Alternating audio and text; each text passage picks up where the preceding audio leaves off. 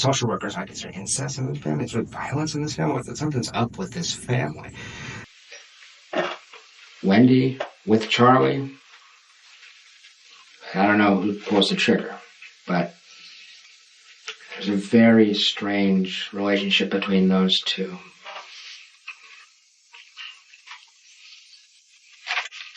Yeah. I haven't seen any videos covering this topic. Perhaps they're hidden, or perhaps they're just not being made. However, if you look into the shadows, you will hear the whispers. What is up with Wendi and Charlie? In the comments section. Do we think Charlie and Wendi have on Reddit threads? I don't know, but they definitely don't have a normal brother-sister relationship. Well, I guess I'll be the one to say what we're all thinking. But first, I'd like to thank today's sponsor, Five Guys, Criers, and Lies. The brainchild of Wendi Adelson, Five Guys, Criers, and Lies is a great place to eat. Wait, actually, I'm not entirely sure it's a restaurant. Let me just read straight from the email I was sent. Hold on, guys. Dear Jackie, I have noticed your content and would like to offer you a sponsorship opportunity. Five Guys, Criers, and Lies would like to offer you $1 million paid in equal parts by Charlie Adelson, Donna Adelson, and our founder-in-chief, Wendi Adelson, to immediately cease all future content because it's hurting my feelings and making all of my friends question my innocence. We appreciate your understanding and hope to hear from you soon. Hugs, Wendi Adelson. Oh, wait, I just got a follow-up email. Hold on, it says PS, and then it looks like there's a voice memo attached. It's downloading. I feel like you and I look a little bit alike, but I feel like, anyway, it's like looking at my sister, similar hair. Then it says, PPS, I hear you're a fierce mama cat too, so I hope you'll understand. Well, flattery and bribes get nowhere with me. Let me just reply to this email real quick, guys. I'm sorry. Dear Miss Adelson, thank you for your reaching out. Even though I could really use the money, unfortunately, I must decline this sponsorship. Exposing your lies ranks higher in value to me than even $1 billion. My apologies for any negative effects this may have had on your life. However, you chose this behavior, not me, and as adults, sometimes we'll be held accountable for our own actions. I hope you will understand, and I appreciate your continued support for my channel. Sincerely, Jackie St. Germain. P.S. Get fucked. Thank you, and now back to our regularly scheduled programming. So, Wendi and Charlie, do we think that they have had an inappropriate sexual relationship? I know this is going to be a scandalous discussion, and this is quite a taboo topic, and one that most people would have issue with ever even imagining. This is a behind closed doors situation, one that would be shrouded in secrecy and never brought to the surface. However, I would like to look at and analyze a few alarming things that could point to this being true, starting with the information given by Jeffrey Lacasse. I'm sure it goes without saying, but as a warning, this video is going to be covering sensitive topics that some viewers may find disturbing. I think a long list, and I don't know how many of them you guys have considered. But as far as seeing stuff pertinent to the crime, I met her brother Charlie when I was down there in Miami for Immokalee. You may recall that I said I found him to be a very strange person, very aggressive, verbally. He takes sex tours and trips to South America to have sex with underage prostitutes. Wait a minute, back up a second. Yeah, he takes sex tours and trips to South America to have sex with underage prostitutes. Sex tourism. Yeah, okay. Yeah, South America. I'm kind of a sheltered guy. Well, I was shocked not only that he would tell people he did that, but that he would tell his younger sister. That was strange to me. Very odd. And there's this odd dynamic between them. The whole family is real weird. Most people that spend time with them say this is, the social workers, I could say incest in this family. Is there violence in this family? Something's up with this family. But I mentioned to you that he talked in the hot tub about punishing a girl by anally violating her in front of Wendi and I, like bragging about the fact that he'd hurt this girl because she had got him in an uncomfortable situation. So he came off like an offender to me. He came off like a, kind of sociopathic, like this is strange. He just met me. He was telling me this. It was really, really weird. Okay, Yeah, go ahead. I know. I'm just trying to rein you in a little bit so I can make sure I get it right. Yeah, I do recall something about a hot tub. Yeah. But I think it may have been something I read from Corey Hale's report. It might have been. Yeah, I talked to him. But are you saying you're in the hot tub after the Immokalee retreat? Exactly. We went from Immokalee to Miami and hung out with her brother. Okay. The first time. So you're in Miami at his place, I guess? Exactly. It's very welcome. It's got a really nice house in Miami Beach area. Miami Beach. Yeah. Okay, so you're there and you're in the hot tub. Yeah. She's in the hot tub. Yeah. And the brother Charlie's in the hot tub. Yeah. Okay. Charlie's talking about punishing girls through anally violating them in front of his sister. It's just. Is it braggadocious? Yeah. Like she got him punched out at a wedding. He had a Korean girlfriend and brought him as the only white guy to 400 Korean people and just him. Some of the men took offense and he got punched out. Charlie did. Yeah. So the way he handled that was to anally violate her and then brag about it the next day. I mean, it was really, really weird. That had happened the day before y'all got in the hot tub? Not the day. I misspoke there.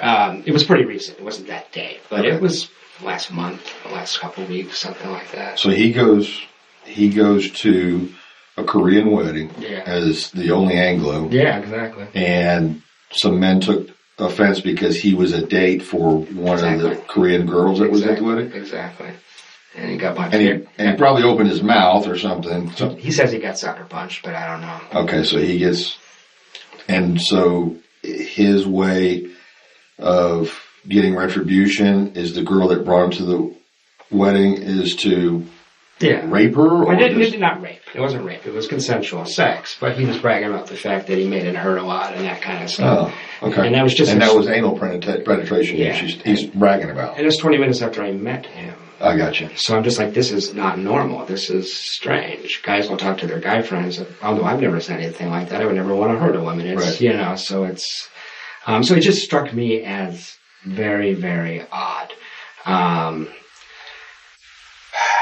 Well, we have a lot to unpack here. When Jeff traveled from Immokalee, Florida with Wendi for an alternative spring break for students, they then made the hour-and-a-half drive to Charlie's house in Fort Lauderdale. During this visit, Jeff is witness to a number of alarming events. In this 3.5-minute clip, we learn an awful lot about Charlie.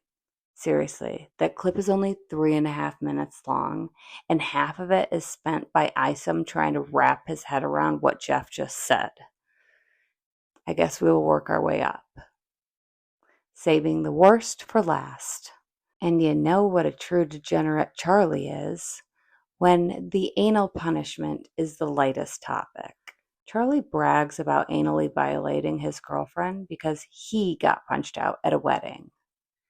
Isom has his number and immediately says he probably ran his mouth, to which Jeff repeats what Charlie told him, with Charlie claiming that he got sucker punched, which of course is what Charlie would say. But it's highly doubtful that he would admit that he provoked the situation, and then turns around and sodomizes his girlfriend because he was a jackass. And I don't believe for a second that Charlie didn't 100% cause this fight. I was able to find footage of the wedding so we can see what Charlie actually did. The dialogue is in Korean, but luckily I speak fluent Korean and will provide translations.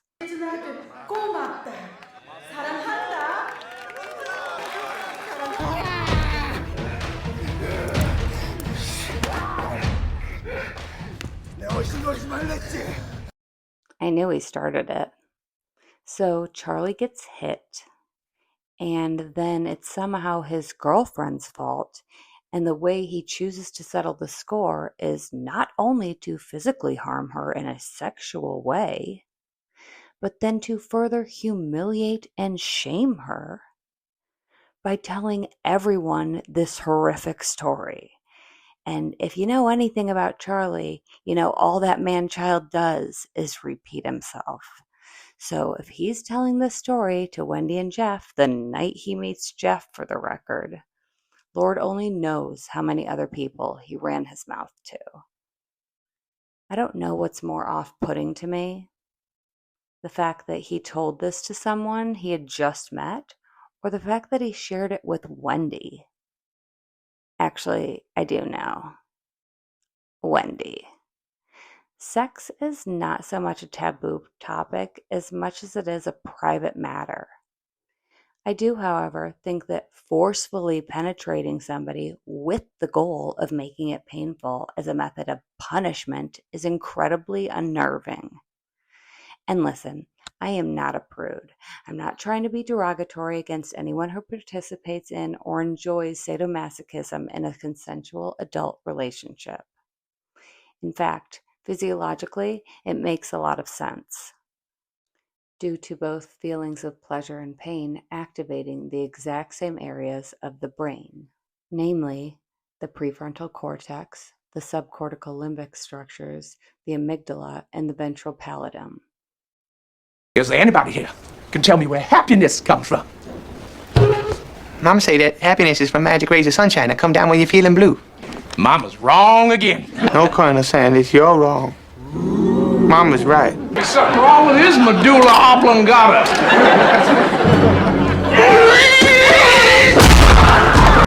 Even though Jeff categorizes the sex as being consensual, the pain Charlie inflicted was certainly not. Oh, ouch! Ouch! Ouch, Charlie! Charlie! That really hurts!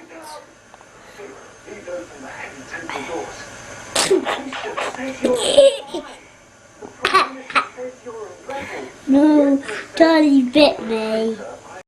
I think the sheer notion of punishing another adult for anything is demented. But it's quite another layer of psychopathy to punish somebody for the actions of another person. And let me preface this by saying I am not downplaying racially driven attacks, as they most certainly happen. However, I am 99% certain Charlie was not attacked at that wedding for simply being white. Now, on to the darker subject. He takes sex tourism trips to South America to have sex with underage prostitutes.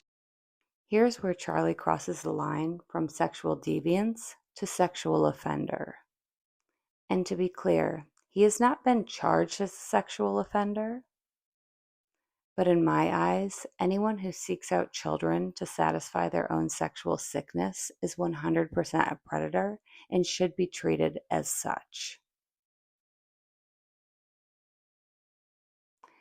Not only was he hunting down children for his own abhorrent desires, he was making it an entire event, using his wealth to his advantage to target the poor, the weak, and the vulnerable. The very act of just having to envision this for this video both enrages me and destroys the very fiber of my being.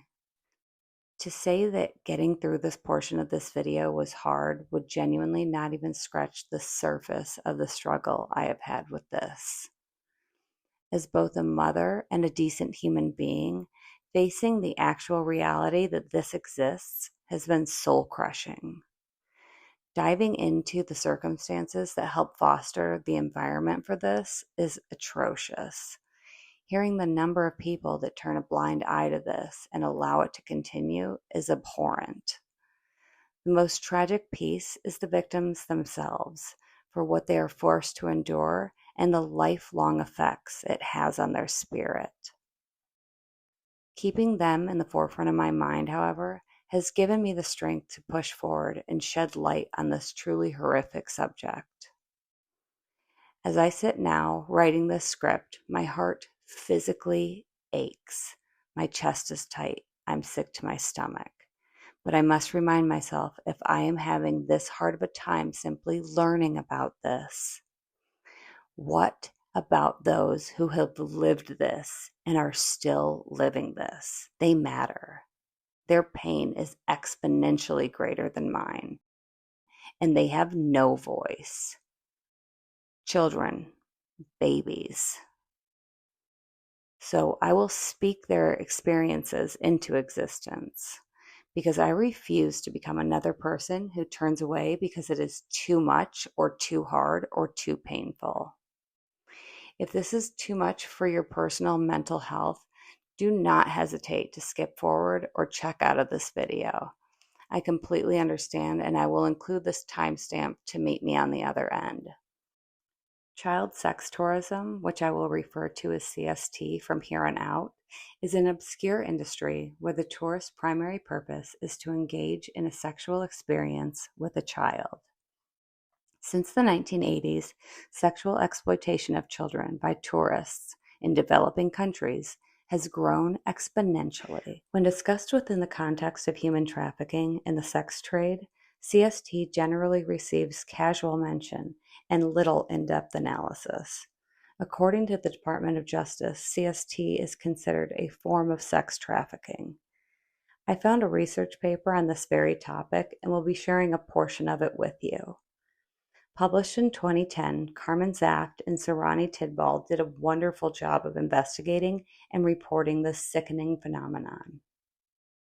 While the exact number of people who are predatorily engaging in these crimes is unknown, it is estimated that 1 million children a year are exploited.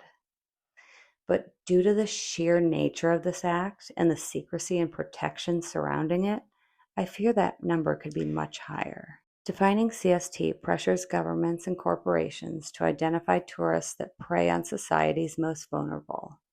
Defining the problem compels these institutions to consider the moral and financial consequences of the actions of preying tourists. However, institutions with vested interests in the tourism industry hesitate to define and criminalize the habitual child sex tourist due to the lucrative industry of sex tourism. Exposing and prosecuting CST threatens a valuable revenue source that governments and businesses have come to depend on, particularly in developing nations. So, let me get this straight. Countries are actively avoiding criminalizing this due to the revenue it generates, which, if it's bringing in enough money to be financially consequential, then how prevalent is this really? And if they are aware of this enough to understand the fiscal implications of stopping it, then they have a direct pulse on what is happening and in what numbers. Which makes this all the more tragic to know that those with both the power and moral obligation to protect their own citizens not only choose not to, but are essentially pimping out the most vulnerable and helpless members of their society for their own personal gain. It is mentioned that this occurs mostly in developing nations, who would be the most affected by the loss of CST revenue, which genuinely is one of the defining factors of what forces children into this terrible situation in the first place. To be poor in the Philippines means a greater chance of becoming a victim of CST. Poverty in the Philippines defines the social condition of many children, making it nearly impossible to climb out of a life hampered by extreme need. As of 2007, 40% of Filipinos lived below the poverty line. By and large, victims are enticed by the sex trade because of the disillusioned hope that it promises. The children and their families have few educational and labor opportunities, and as a result are easily recruited into a business that offers alleged financial freedom. Hilda, a former child prostitute, expresses the lack of choices and the hopelessness created as a result of the sex trade. It might be a better alternative to work as a hostess or a prostitute than to do nothing at all in order to survive. For after all, is this not the way most people live, by using one another for one's own advantage? If customers think they are using us, we can also say we are using them. We are living in a society where life is a series of manipulations. What is sad to think about, that we, the poor, the hostesses, are the most manipulated and despised. My God, I cannot tell you how much this quote broke my heart. I sobbed. The sentiment that life is just a series of manipulations is so powerful, so incredibly heartbreaking, and a very revealing insight into what her life has been like. I feel that her impression that she too, as a child, was using the offender to fulfill her needs is both a coping mechanism and a direct response to the downplaying of this as a crime by those around her. ECPAT further identifies conditions that make children vulnerable to CST. The absence of financial opportunity and growth is a significant factor. Prior to engaging in the sex trade, victims' previous work experiences as waitresses, house servants, vendors, canteen workers, and water station workers were not financially suitable for their families. Several victims came from single-parent homes where the mother is the primary caregiver and generally not employed. Furthermore, many of the girls between the ages of 13 and 17 are either the oldest or second oldest in their family, carrying the burden to financially care for their families. The living and working conditions of the victims demonstrate the stark difference between the comfort of tourists and distress of victims. In Boracay, young girls and boys were found living in brothels behind world-class hotels and resorts. They slept on floors crammed with 2 to 3 girls or boys. For rent, each child is expected to pay an average of 750 pesos per month, which equals about 16 US dollars. The brothels also served as the central location where pimps secure sexual services. Victims are exposed to working conditions where they lack adequate rest, sleep, and leisure. They are often serving at least 2 or 3 clients per night for 7 nights a week. Additionally, they experience physical and substance abuse and exposure to sexually transmitted diseases.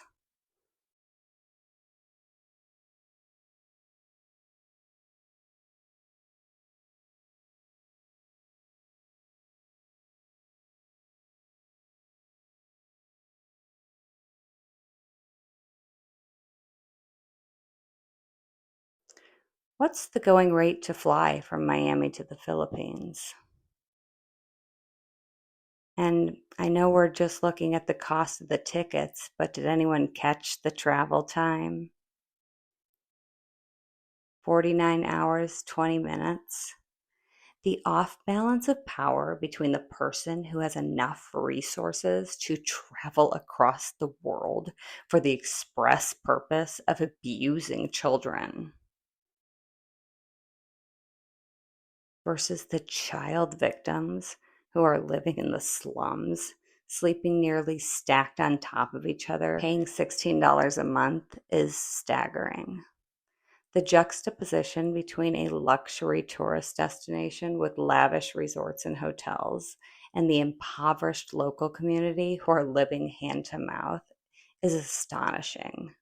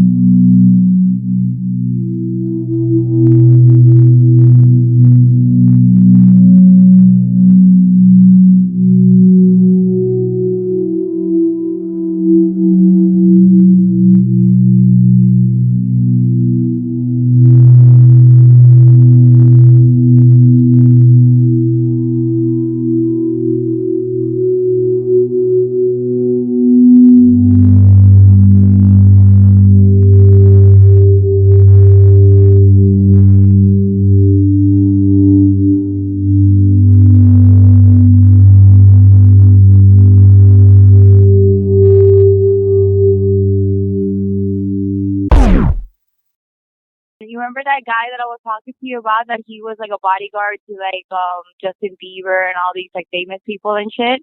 Yeah. So he like texted me, like he messaged me from he's like, oh, like I'm heading to Manila, Philippines. Like obviously I don't act like I know that he bodyguards for famous people, you know? He's like sending me like videos and he's like, oh my God, like I love your country. Like everybody's so nice. And I'm like, yeah, I know. If you go, you're not going to want to come back. $1 a month to live in that country, you are rich as and you're not working. Bye. Bye. Yeah. I know. I'm just telling you, like on 5G a month in that country, you're rich as and you're not worrying about money and you're not working. What you're worried about is who's massaging your feet on what beach today. That's seriously where you're at. This is more than just an imbalance of power. These are people living in abject poverty, absolutely dire living conditions. This is a gross, deliberate assault on the most defenseless, a class exploitation of epic proportions. To prey on innocent babies is bad enough, but to target the most destitute children adds an entire new layer of debauchery. Taking advantage of a child's desperation and deprivation to fulfill your own hedonistic desires is evil beyond evil. I found this video on YouTube taken in 2010 after dark in Boracay. Although the video quality isn't great, I wanted to give a glimpse into what it's like after the sun goes down. Get a picture. Stop. These kids want some cookies. They beg for 'em. And you too. No, just kidding. Kidding. All right, what's your name? What? Okay, what's your name? Huh? What's your name? Sheila. Well, it's nice to meet you. What's your name? Andrew. Andrew. Yes. I hope you enjoy those cookies, okay? Now, that's some stuff that goes on at nighttime. There's little kids begging, and there's lady boys right there. Hi, Filipino lady boys coming my way. I better get out of here, because they're going to try to hit on me, and solicit me. Try to give me a well, they're going to try to give me a massage, and I don't want one. Some more beggars. Want some food? There's a baby. Can I take a picture and give you some money? Okay.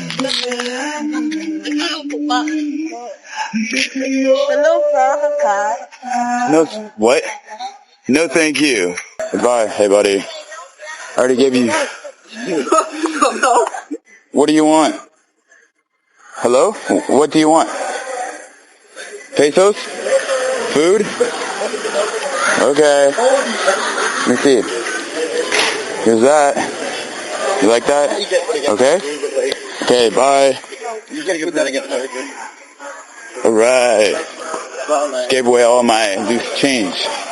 That's pretty much what's going on.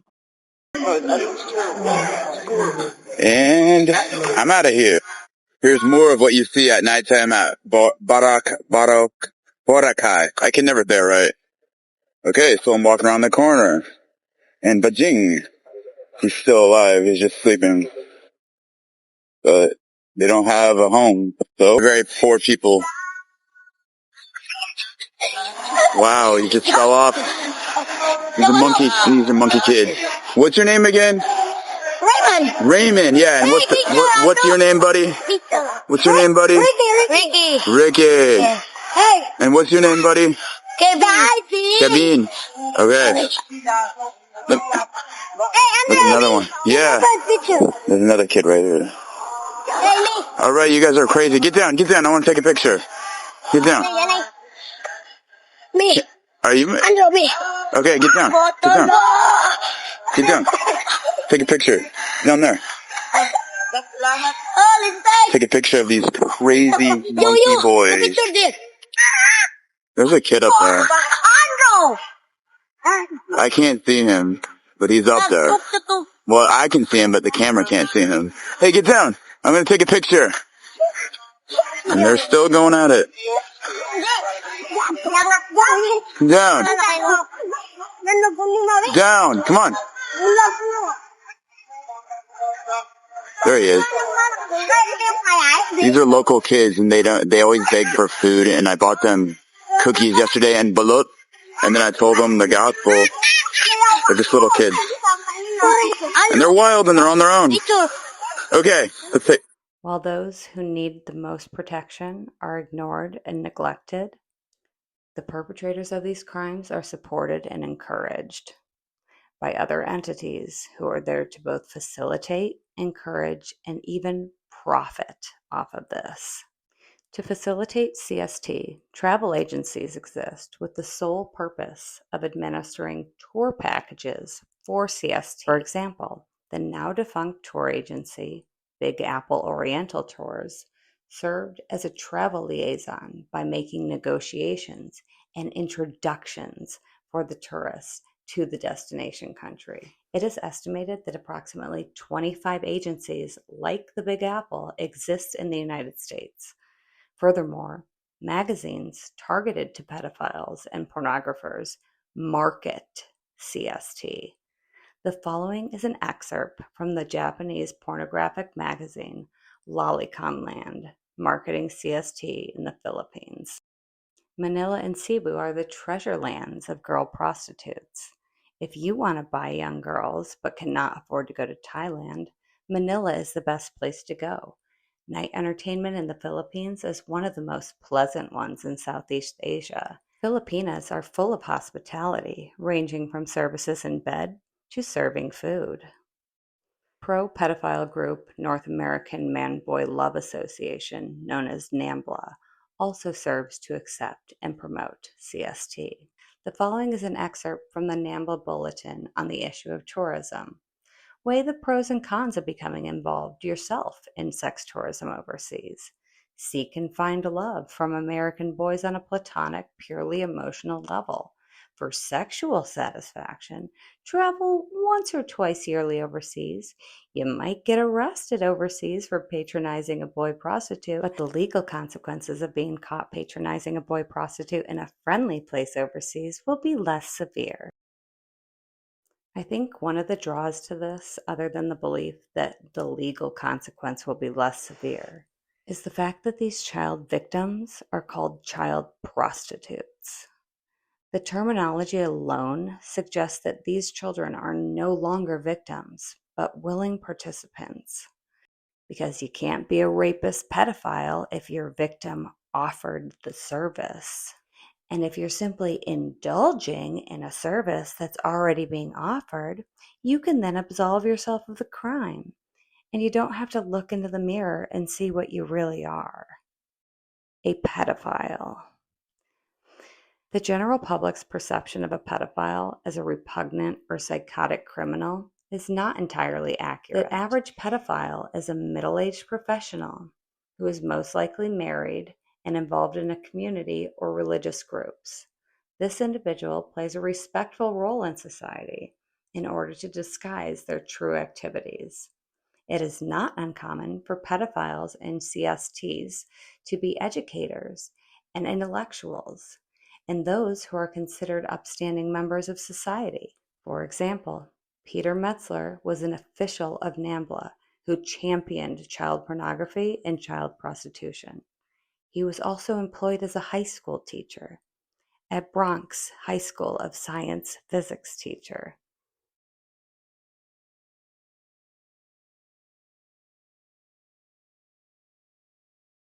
And our little Charlie gets a special kick out of the fact that his social status dissuades people from being aware of his criminality. Hey, buddy, how are you? Good, good. How are you? Good, good. Man, it was fucking crazy. Yesterday, I got taken in the HOV lane on the way to work, so I had a sedated patient sitting there for 45 minutes waiting for me. And like, just as I pull up, you call, and I got in there. You called, and I'm like, I need to put the orders in. I got a sedated patient. I got all the staff and everybody like looking at me like, "What the fuck are you doing?" Did you do it?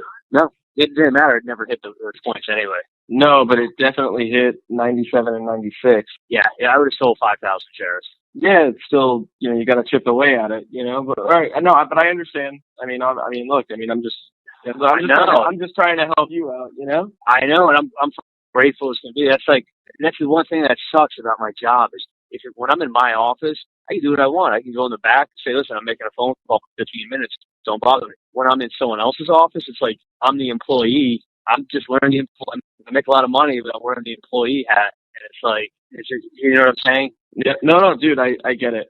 I completely get it. Like you get one of your employees to come in and like show up an hour late and then start doing shit that's important. You're going to look at him and be like, and I just like, this office is giving me a hard time already. Don't even piss me off. No, I was grateful that you called me up. I glanced at Cool before I headed up in the car. I'm driving up to Jupiter right now to work. I saw it was like a 93 something. Yeah. I'm letting it kind of trade out today. It's Friday. Okay. But yeah, I mean, yesterday you could have gotten out of like 5, 6, maybe 7,000 shares. But look, it'll move again next week, and we're getting closer. So you think it'll pop in a couple weeks? I think that it's got to do it real soon. Just because of like I'll talk to you on the other thing, but like yes, I do. I'm not worried at all. Okay. Yeah, just keep me posted. I'll try to put an order in. I'll put an order in today so I get a minute for like. Yeah, I was letting you know, like I sold like 6,500 shares yesterday. Okay. But I got it off at 96 cents. Oh wow. Yeah, it's different. Like this kind of stuff when you're sitting there. That's like when we first started doing this stuff like years ago. I was like, you're like, got to put the order in now. I'm like, the patient laying there, not to start surgery. Like, can I do it in 20 minutes? You're like, no, got to go now. I'm like, I'm running to the back, like trying to log on. Yeah, no, I hear you, man. Hey, Dad, how are you? Good. How are you? Good. So Mom always says to me, why didn't you tell us? So I'm telling you, so you can put it on your watch list, and you can watch it go up. Put it on my watch list. Mom is downstairs. She typically work out a little later. Brad asked her to, so I'm up here all by myself, and I see that my son says it's going from 90 to 135. It'll go from like, well, it's 0.9. 0.9, yeah. 0.9. It'll go right. At least to like 135. So just thought I'd tell you. So when you say, tell me that. Well, yeah, but I'm just saying there's information that's going to come out next week or soon that'll go up. Well, if you were me, how much would you buy? I'd bought like 20,000. Okay. I mean, it'd be like 15, 20. I mean, if you put 20,000 in and it goes up to $1.35, you'll make like 10 or 12 grand. Yeah, make about. I would do more. What's that? Make about 8 or something. 50%. Well, you're getting at 90 cents, you're getting 9,000 shares.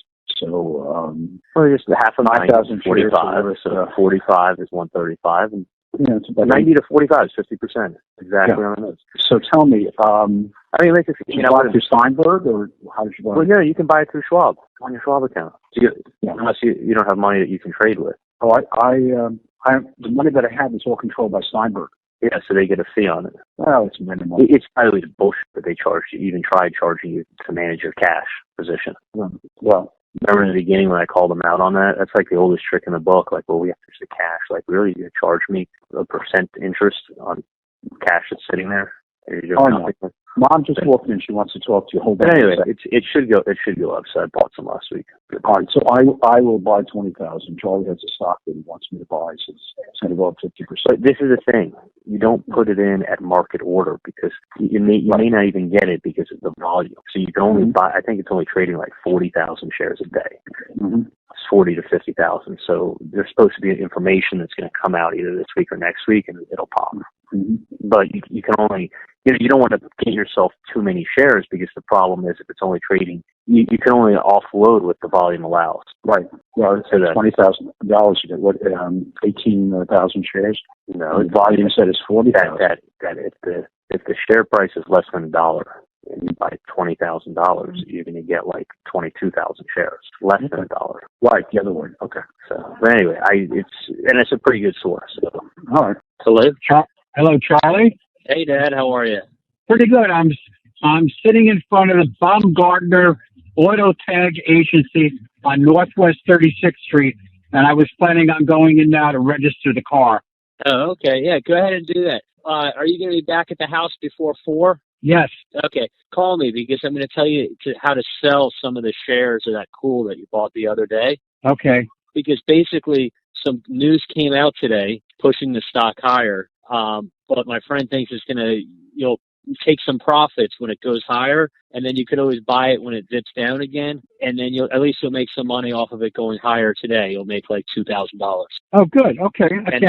Yeah, but my friend thinks it'll go to like at least $1.35, $1.50, but it's going to go back down after it goes up today. It's going to go back down, and then it'll go up again. So he's like, why don't you just? So he's like, Charlie, why don't you just? I'll tell you at what points to sell it today, and then when it goes back down, pick some up, and then you'll enjoy the ride up again. Okay.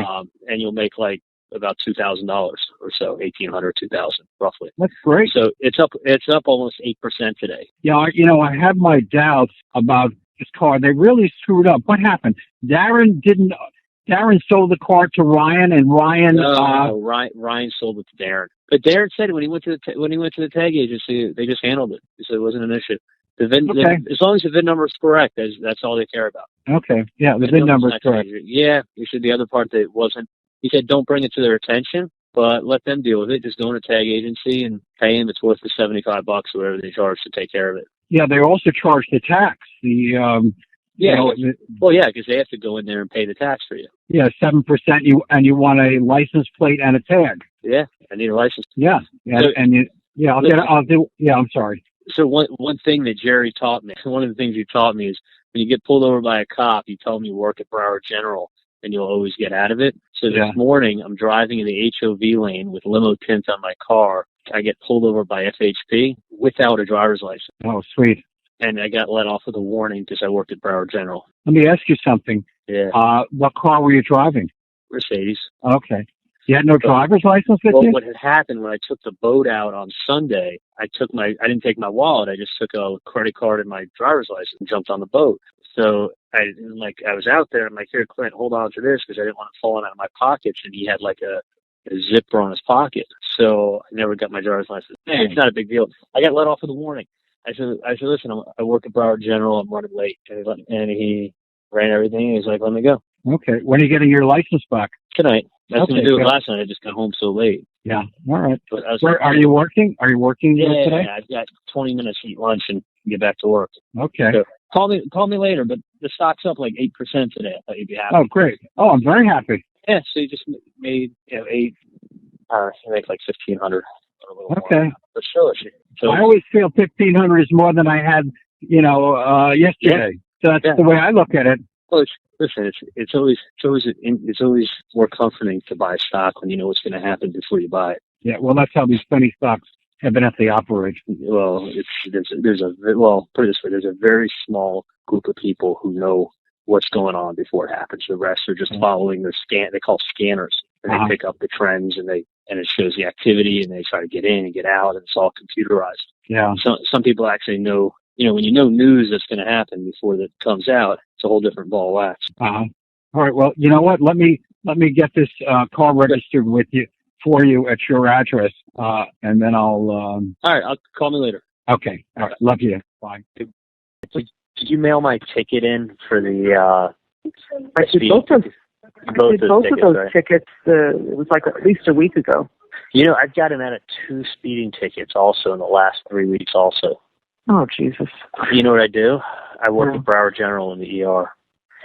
There's an unwritten rule that they will never give a ticket to an ER doctor. Really? Never. Because if they get hurt, the first face they're going to go see is you. And every cop knows that. If they get hurt on the job, the first place they're going is Broward. Really? They're going to they go to Broward General. They're going to the ER, Broward General. So do you want to look up and see the face of the guy you just gave a ticket to when you walk in there? That's funny. I would never have thought that. Yeah, Jerry told me that. He's like, man, I got out like 8 or 9 tickets. I go, how? He told me. So I got pulled over. Remember I told you I was in the HOV lane with no driver's license and a handgun underneath my seat? He ran the license. He ran the VIN number on the serial number on the handgun and told me just be safe and try to stay out of the HOV. Sounds good. No driver's license. That's how he asked me if I had a handgun because I didn't have my driver's license. I handed him my concealed weapons permit. Yeah. He said, do you have a gun in the car? I said, yeah, it's underneath my front seat.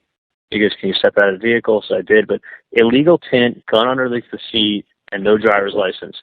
No ticket. No, they love the R docs, and I'm in my uniform. It's amazing. So, all right, let me go.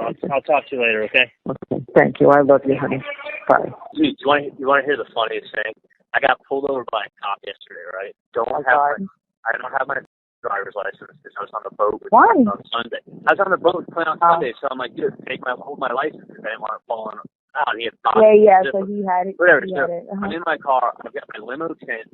I'm driving in the HOV lane. I get pulled over by a cop by Florida Highway Patrol. So you going fast? Yeah, and I was going fast too. So I passed him. He was in the regular lane, and I didn't pass that thing in the HOV. So I hand him my concealed weapons permit, and I hand him my registration. I go, officer, I said I left my license at my friend's house the other day. It's totally my fault. He looks at me in my scrubs.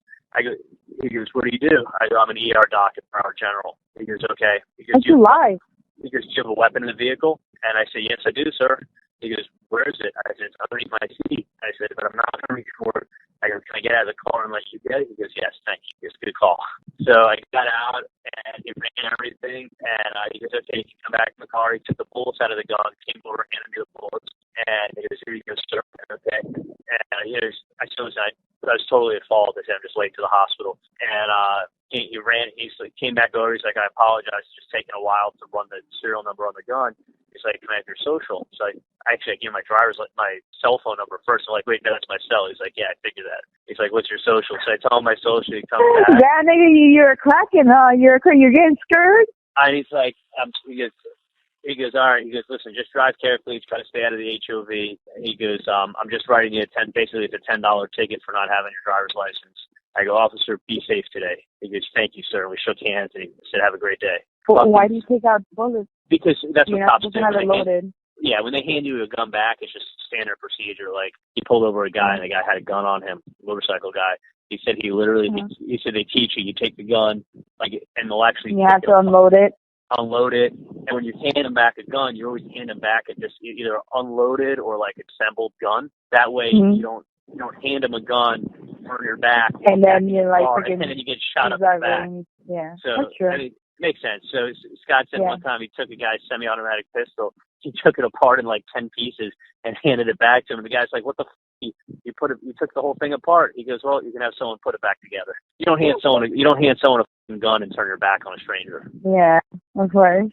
So he took all the bullets out, and then I'm like, "Oh, sir, my weapon." He goes, "Oh my God." He's like, "I would have been driving around all day trying to find you." I mean, it's okay, don't worry about it. He apologized and handed me my gun back. $9 top and $10 bottom. Scrubs. Tell me that's not hello. Awesome. He didn't ask me for ID or nothing. No, but it makes no sense. How can you write me your name, and he looked you up, and you're instead of they'd never be able to find it. No, they have no idea. He didn't even ask me for ID. Do you have ID from Broward General? Nothing. So I'm just saying, if you have a friend get pulled over and they like to wear scrubs, you could just be like, I'm a ER doc. Yeah, no, that's the last thing I need to do is lie to the cop. Hey, fine. I actually tell the truth, and I get away with. It's funny. I told my friend who's a criminal defense attorney, because I was talking to him 2 minutes later on the phone, and he said, and he quoted the statute to me. He's like, that's an arrestable offense because it's a misdemeanor. He said, they can arrest you and take you in. He said, any police investigation where they're in gathering, I go, Mike, it was traffic stop. It doesn't matter.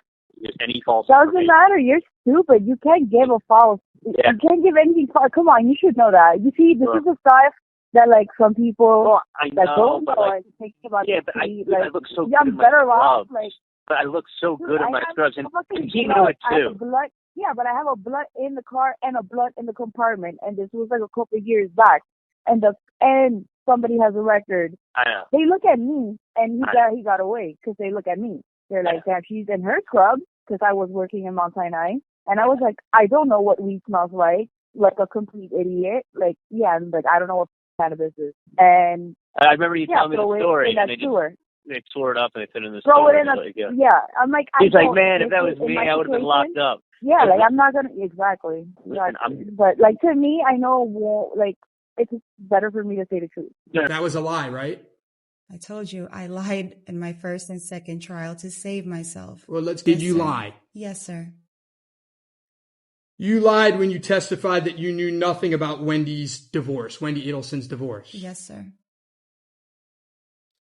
You lied when you said you didn't pick up money from Charlie's house on July 18th. Yes, sir.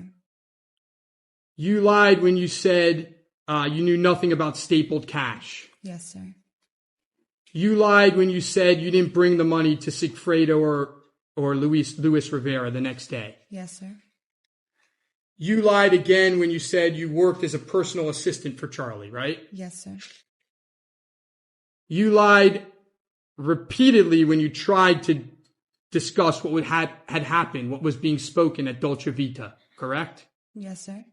Ask you, I need to get some tests, some bottles of tests. You said you can still get that? Yeah, I can get a test. Yeah, I need to get they get the 400, which ethane or ethane or whatever the test.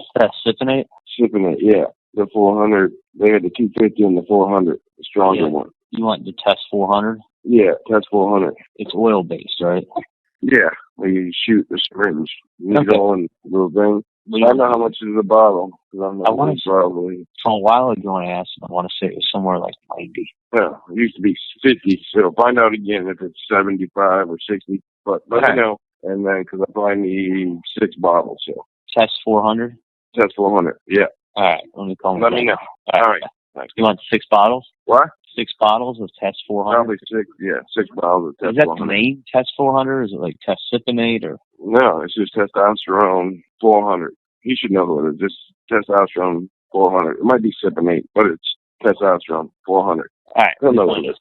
All right. I'm sure this. You know what it is. I kind of remember it being 90, but let me see what he can get me for 6 bottles. Yeah. See what kind of deal. All right. All right. Perfect. All right. Thanks. Bye. Hey, what's up? Hey, bud. Yeah, no, I hate putting stuff in text message. I don't think there. I got Anavar. Oh, Anavar, bro. Yeah, you don't want Anadrol, man. That stuff will make you break out, turn you into a gorilla. You're not going into the UFC, so you're fine. Well, I've taken Anadrol before. It puts a little bit of size on me, but it doesn't make me break out. I took that with a cycle of Trent. Okay. Yeah, Anadrol is it's a lot stronger. I mean, it's a lot harder on the body. It's meant to be cycled, where Anavar, you can just stay on for 5 years. Yeah, Anavar, I want Anavar for maintenance, so I'm definitely going to get the Anavar from you, but I want the Anadrol too, and also, can you get injected? Because I was thinking about taking a Tren and a test cycle. Yeah, I mean, I can. It's just part of the thing is just a hassle for me to drive out to get it from this guy, but well, when's the next time you're going out to reload the guy? Because I can tell him what I want. I mean, if you don't want the Anavar, that's fine. No, I do want the Anavar. Okay. Text me on WhatsApp. WhatsApp? So I do want the Anavar. I'll get, what do you want to, maybe I'll get like 4 of them. Yeah, like 4 are probably good. So that'll 400? Yeah, that'll be 880, right? Yeah. Okay. So 880 on that, and then I'll just get that like in the next day or 2. And then when you get the Anadrol, just let me know. And any injectable tests, 300 or 400, and Tren. All right, well, that's it. When you do this, when you come and see me, I'll write it down. Write down exactly what you want, and then I'll send it to my guy. Okay. Sweet. But no credit card, no check. No, it's got to be cash. Yes. Okay. No problem. That's all right. I don't take Amex anymore. It makes sense. If you're doing this, people like me and you, we can't have any record of it. So okay, I can hear you. Let me talk. Okay. I called and I left my cell phone. I said, if you have any problems, this is my office number. And I left my cell. When they probably looked up my DEA number, the DEA number is actually linked to the hard line at the office, the 721 number. So what they probably did was thought, oh, this is a phony script or something like that. So then they called up the office. So when I happened to be at my parents' apartment. When my dad came home, he said, did you call in a script? He said, we got a renewal script for Xanax. I go, yeah. I said, I called it in. So he goes, oh, but I didn't ask him, did you guys authorize it or not? So I'll just deal with Erica and let Erica call it in. And when she gets to the office, I think she gets there around 11 or so. So just text me and I'll take care of it. Okay. But I did call it in and I did leave it. The other thing is I'm heading up to, that office right by Sully's, Rob Stanton's office. Mm-hmm. Okay. I have some stuff for you. Do you want me to bring it and you're coming there today or no? I have to go. What time are you going to be there? I'm going to be there probably from 10 to 6 or 10 to 7. I'm just running late, so I need to know if I should bring it with me or not. And where are you going to be tomorrow? Because the only thing is, there's I have to go by Yindra's job because there's one of his realtors that needs somebody part time. So I wanted to check out what exactly he needs. so that I could do something part time. That's a great idea. I'm gonna be in Tamarack on Tuesday. Not at my office, but Oh, that's different. far. Okay, let me try to go by today then. And then Thursday I'm in Deerfield Beach, and then Friday I'm in Wellington, I believe. Yeah, I know. You're always far Thursday and Friday. Yeah, bring it. I'll go by.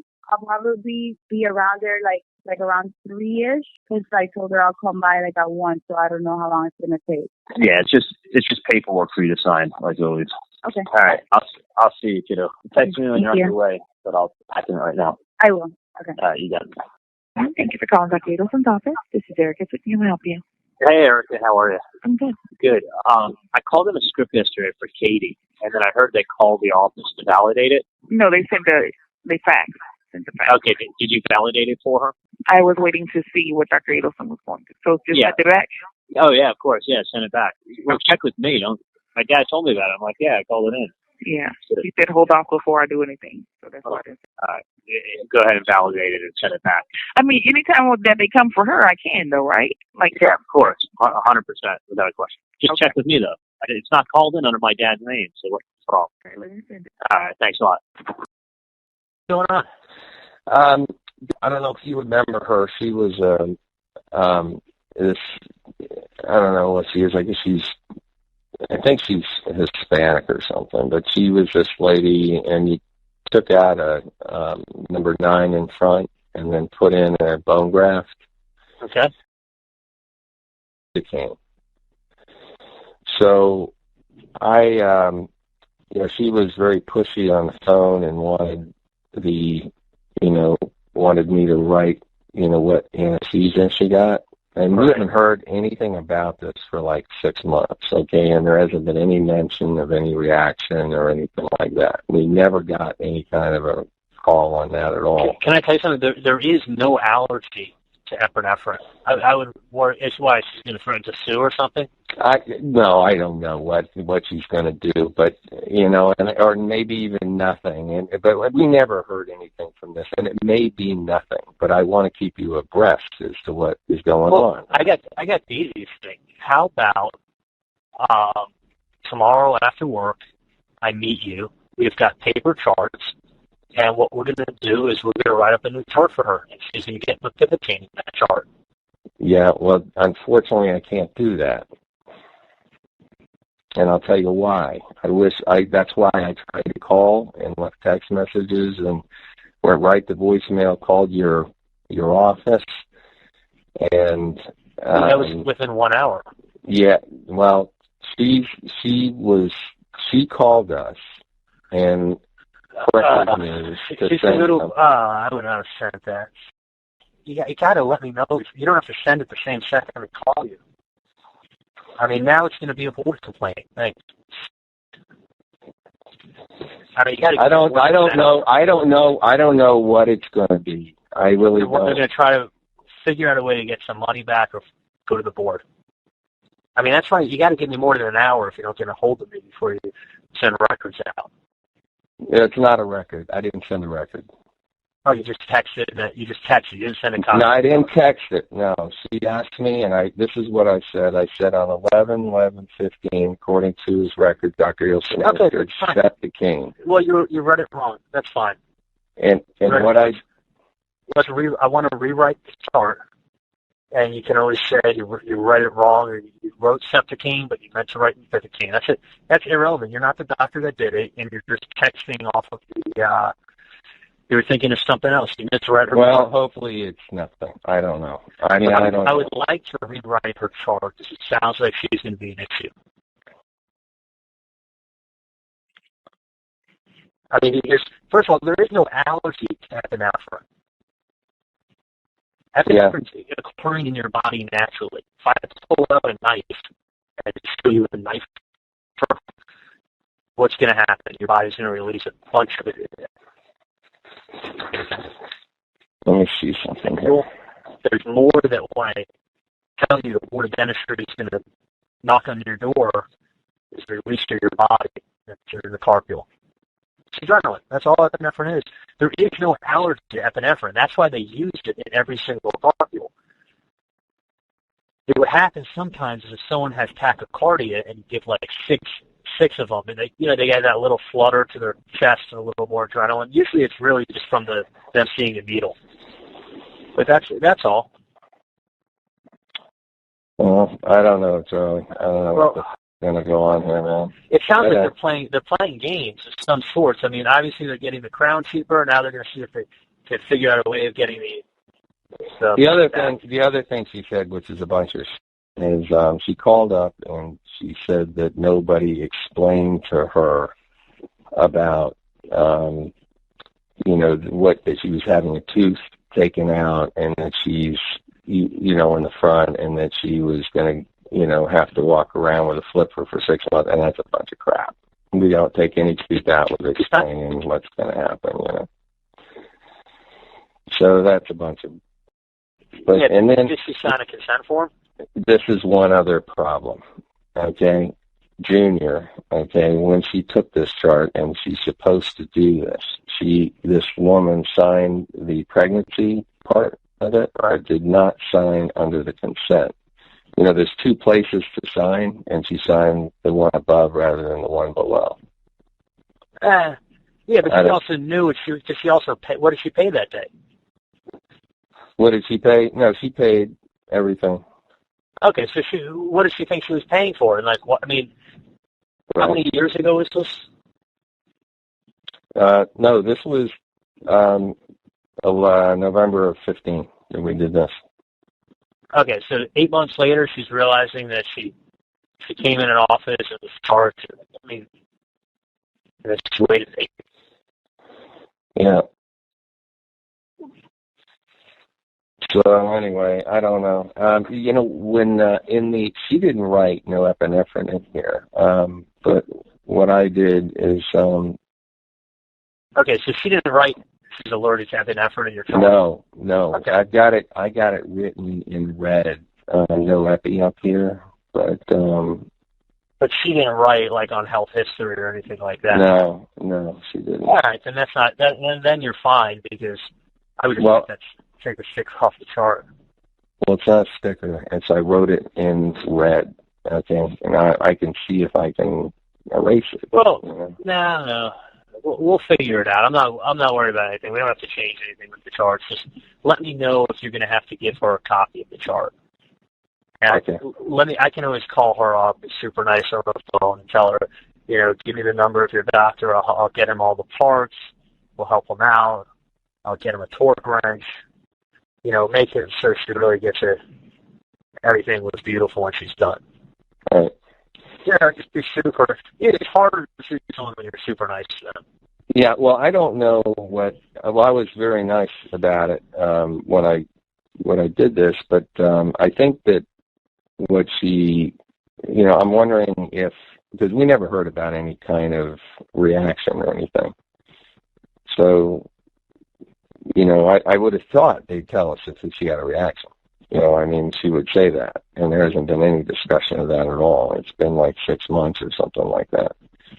However, and in fact, they've been calling us and looking to get the crown, like they want to get the crown done and everything, but we never heard a word from them on any of this. If there was a problem, we would have heard a lot sooner. Do you know what I mean?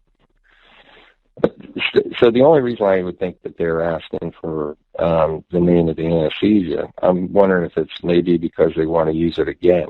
I don't know, because she never had a problem. Does that make any sense? Yeah, unless she's going to say that she has nerve damage now from septic tank. It doesn't matter. It's really. Unless she ended up in the hospital with a heart attack or something, the fact that you wrote lucky on the chart, I don't look at the chart. I look at the health history. I'm fine then. You can leave it on the outside of the chart where you wrote no epi. No, it's not there. It's at it says, are you aware of being allergic to any other reaction in that area? And then I circled it in red and wrote no epi. So she must have said something to me somehow. Or maybe you said it after the fact. No, yeah, you know what? That's what she did. Maybe when she got it that day, she had a little sensitivity and then I wrote it after the fact that day. That's what happened. Okay. I just Good. So I think we're okay. It's not her handwriting. I think probably what she did is she made mention of, because she didn't do it the day she signed the chart. She made mention that she had sensitivity afterwards, and then I probably wrote no epi afterwards. Okay, so that's, it has to be in her handwriting for her to fill out that chart. You wrote it after the fact. And you remember that. Exactly. So I think we're good. All right. Yeah. Sorry to give you a heart attack. Nah, give me a heart attack. I had a patient of mine that I did 7 implants on. 2 of them failed. Okay, Yeah. She was like 80-something years old. It was on an immediate load fixed hybrid. So then all of a sudden they want to go use someone else. The daughter calls me up. She's from Boca. She says, listen, I want the money back for my mom's entire case. I'd already done a immediate load fixed hybrid from the lab that cost me, $2,000 with parts and everything. I placed 7 implants, extractions, bone grafts, everything. 2 of the 7 implants failed, so we had to switch her from a fixed hybrid into a denture. It just created a bunch of problems. Okay? Long story short, and that's they get the message. I've written checks too. Yeah, it's extortion. If any patient in my office said, I'm calling the board of dentistry tomorrow, unless you write me $1,000. You're gonna write the check. I'm gonna probably write a check for $1,000. I didn't like my cleaning. I'm calling the board of dentistry. I'm making a complaint, or you give me $1,000. I give the cleaning for free and give you $1,000 because it's not worth my time of what I'm about to deal with. I mean, isn't that fucking horrible? And thank God everyone doesn't know the little magic words to say. But that's really the magic word for free dentistry today. Lawsuit and board of dentistry. Okay. So what we'll do, you know what we're going to do here, Charlie? What I'm going to do, no epi, and I'm going to write down I'm just going to leave it the way it is. I'm going to say she reported that she had some sensations or some symptoms after that, and we wrote it on as an addendum after that day. That's it. Yeah, I know. You do. You write it in pencil because pencil can't be. It is written in pencil. I don't think pencil can be dated. Ink, they can date how long it's been on the paper. Right. So, do the pencil, and then that's it. Thanks for the heart attack. No, I'm sorry, man. That's all right, man. I'm just. I like to keep. When any of this stuff happens, I would like to be serious about it. Oh yeah, I do too. But don't. If you just do me one favor, if we ever do have to get records or anything like that, right? Keep me. Get it together. Speak to me. Yeah, let's sit down before we. Yeah, but in this case, it was like these people have been extremely difficult already about not getting their money into the claim, and she calls up and wants us like yesterday, and she's already going to another guy and stuff. And who's she going to? I don't know. I have no idea. But I don't know. I charge $1,500 for the bottom of my cramps at the doctor. Jesus.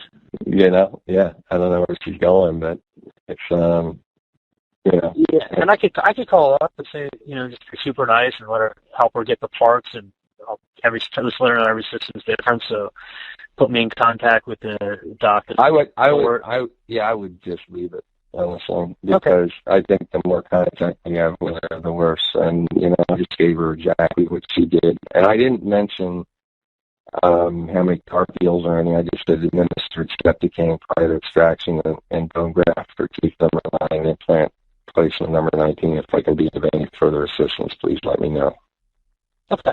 Yeah, if she does reach out, then we can just be super. Yeah, if it was anything, they would have already been in touch with us. So it's probably nothing. But I just wanted to let you know what was going on. Yeah, there really is no lawsuit with that. It's just more of I know a dentist who got fined $5,000 because he didn't put down what type of temporary cement he used on the bridge work. You got to be kidding me. No. I made him take 20 hours of continuing. First time before the board, they had to take 20 hours of continuing. They got him on records. He didn't like write down, explain all options to the patient and answer questions. So they got him on a records violation with that, and then they got him with not putting down what type of temporary cement. Yeah. Patients say I'm allergic to Vicodin. Vicodin causes nausea. There is no allergy. Right. It's very, very rare someone has a true hydrocodone allergy. It's usually just it causes nausea. Well, I didn't. Yeah. Well, what I just said is no epinephrine. Is what I said. And we do that to anybody who's epinephrine, sensitive. And we have seen it where people really do have a reaction to it for whatever reason. But I've actually. Oh yeah, I've seen it. It's funny. I've had so many patients tell me they can't take epi. They're allergic to epi. They can't take epi. Okay. And then, okay, no epi, and I give them a shot of epi. I go, how is that? No. I'll test this. I know what's in the carpule and I know what's in their body. Yeah. So I'll give them like half a carpule of epi. Yeah. Otherwise, what happens is the anesthetic wears off, then they're in pain, and then their adrenaline flows. Yeah. So I go, how is that? They go, oh, so much better. This old doc I used to have used to use epi every time, but that was fantastic. I'm like, yeah, I used epi, hon. Sorry. I don't say that to them, but like, even when people tell me that, unless it's an old person with a heart condition or something like that, I use it. Plus, they also have 1 to 200,000 epi with Septicine. They got 1 to 100 and 1 to 200. She probably had a reaction to this, and she wanted to know what it was, and so that the next dentist wouldn't give it to her. Okay, well, hopefully that's just it. I think so. Probably it. And then just let me know if I can help you out with anything. Yeah. Okay, man. Yeah. Sorry if I overreacted. I'm just patient. No. No, I get it. And I concur with you on how to handle this in the future, like you said. So we'll make sure that we get. Normally, I don't let anybody, pressure me into sending something. But in this case, it was like, she's seeing somebody else, and it's like, I didn't want to see the temperature go up anymore. You could always be like, we need to sign over release. We have to get a signed release of records. Our fax machine is down. You're going to have to do it first thing Monday morning, and then once we get that fax to you, we'll be good. Right. Something you could always come up with something like that, and then you're nice, and the fax machine's broken. You'll have a new one on Monday, and just sign a release of records, and we'll get it. Then she walks in and asks for all records. Yeah. Geez. Anyway, all right, bud. All right, go enjoy the rest of your day. I will. Thanks a lot. Thanks for the call back. Okay. Anytime. What's happening? Jay, how are you? Good. Are you still in that office you were fighting with on Friday night, on Wednesday or Tuesday? When was that? I don't even remember. I was still there. I've been leaving like 10 o'clock at night from y'all. Oh, come on, man. Enough already. All right. What you got to do? I'm getting there. My back's getting there. Yeah. Well, you got that policy in place. Well, it's a nice peace of mind, that policy. Yeah. So I just. Okay, so I want to, we can pick up where we left off. Okay, so this is the question. Do I just have my dad go ahead and make out the check that you told him to make out for that amount? Or do we make the corrections and then send them less? No, because I don't know what the corrections are. Because the corrections that we're talking about are only related to your PA. Right. I still have all the real estate and all the entities that we haven't done the accounting for to worry about. Okay. And if I'm low on the 2015 tax, then whatever is the surplus gets applied to 16, So you need to pay in, theoretically you need to pay in $30,000-$40,000 a quarter, okay? Because you're making, give or take, $1 million, and your tax is going to be, between $250 and $300. So, if I reduce your PA, and I understand what you're talking about with your entertainment, I totally understand it. You got to remember that the net entertainment, you always lose 50%.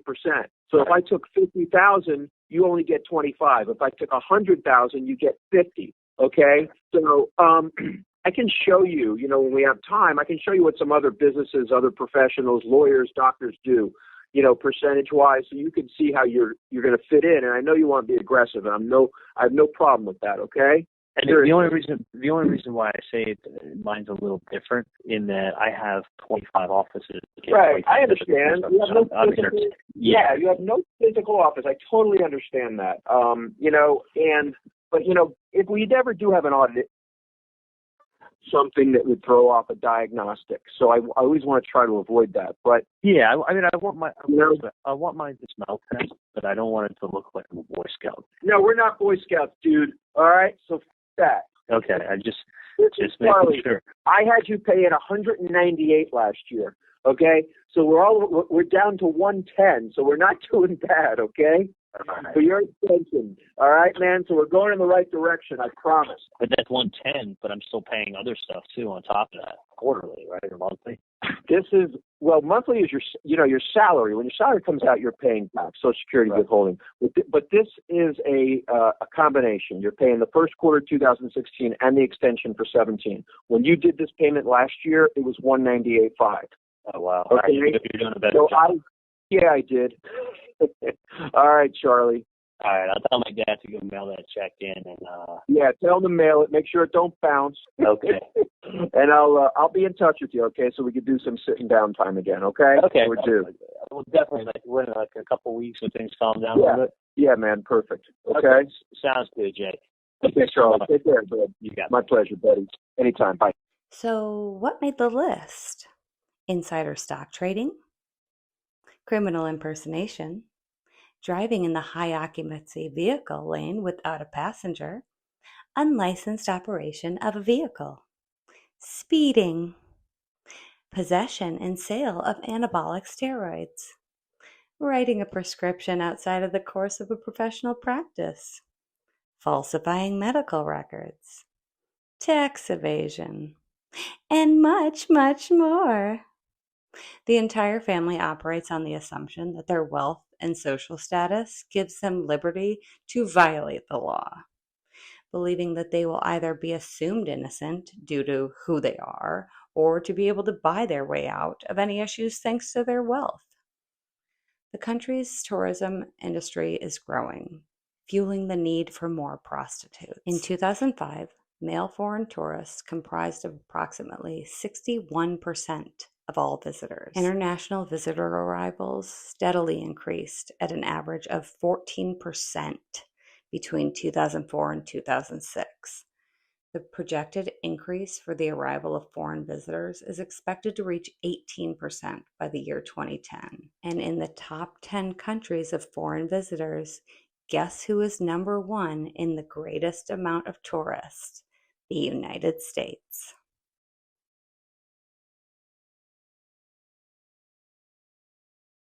The sex tourism industry matters. It is big, it is wealthy, and it is damaging.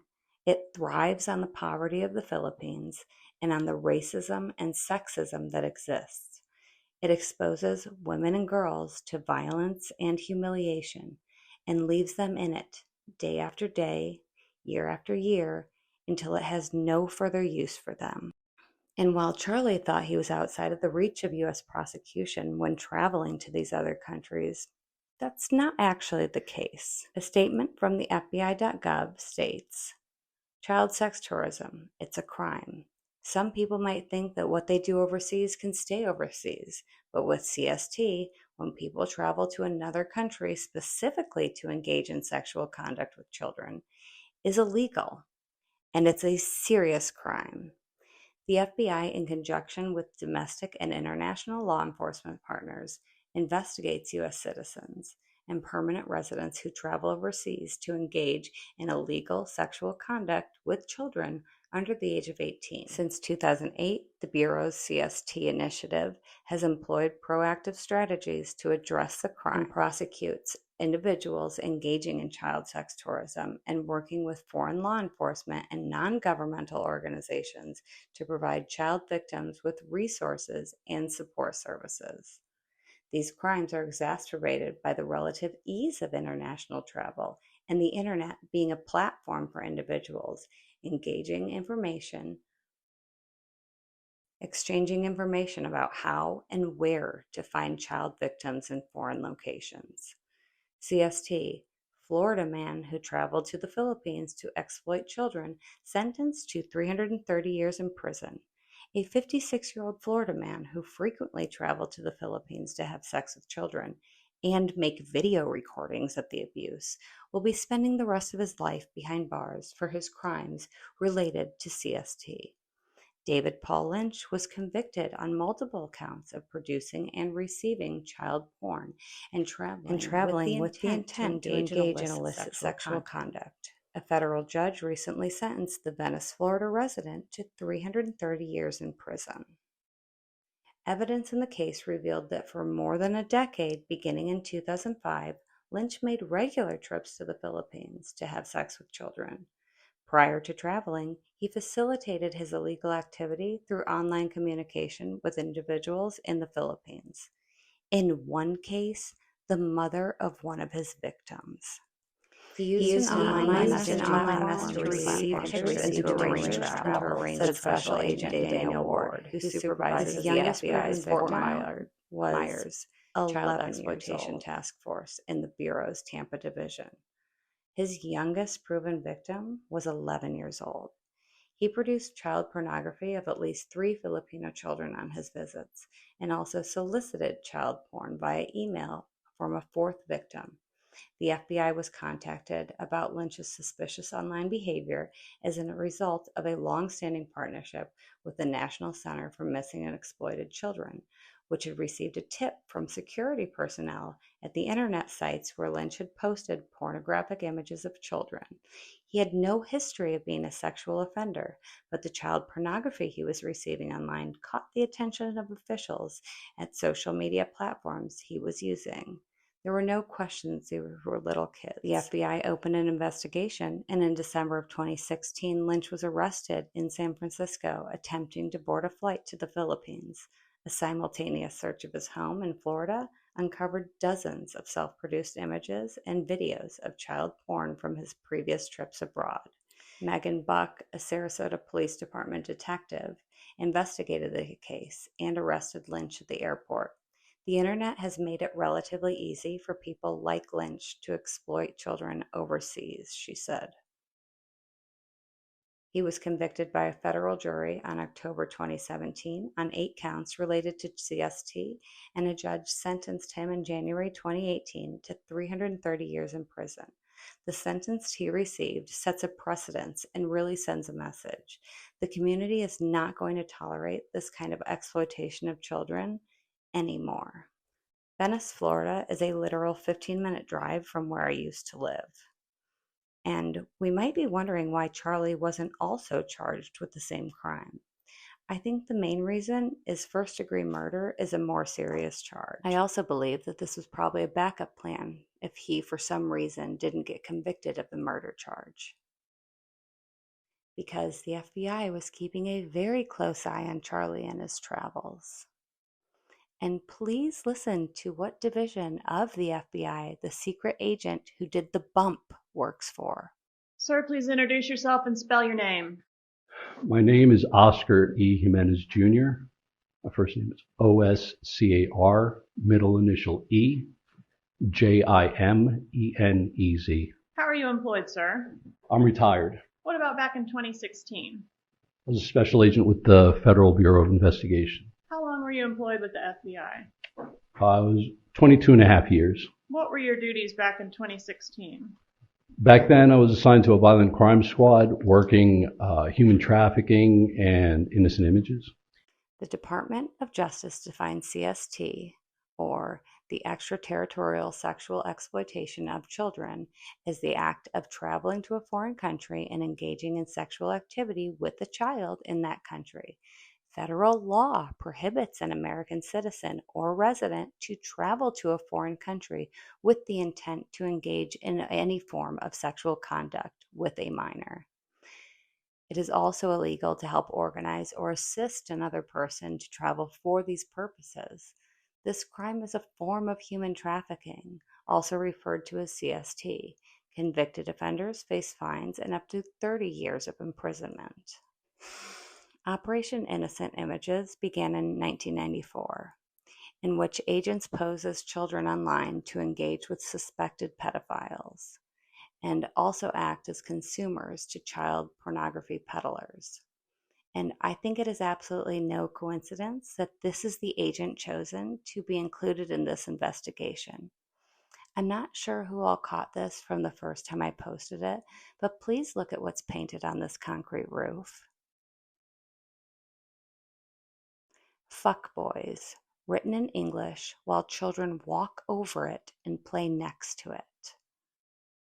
Not 100% certain, but it seems like an advertisement to me. You ever talk about trying to go to another country or anything?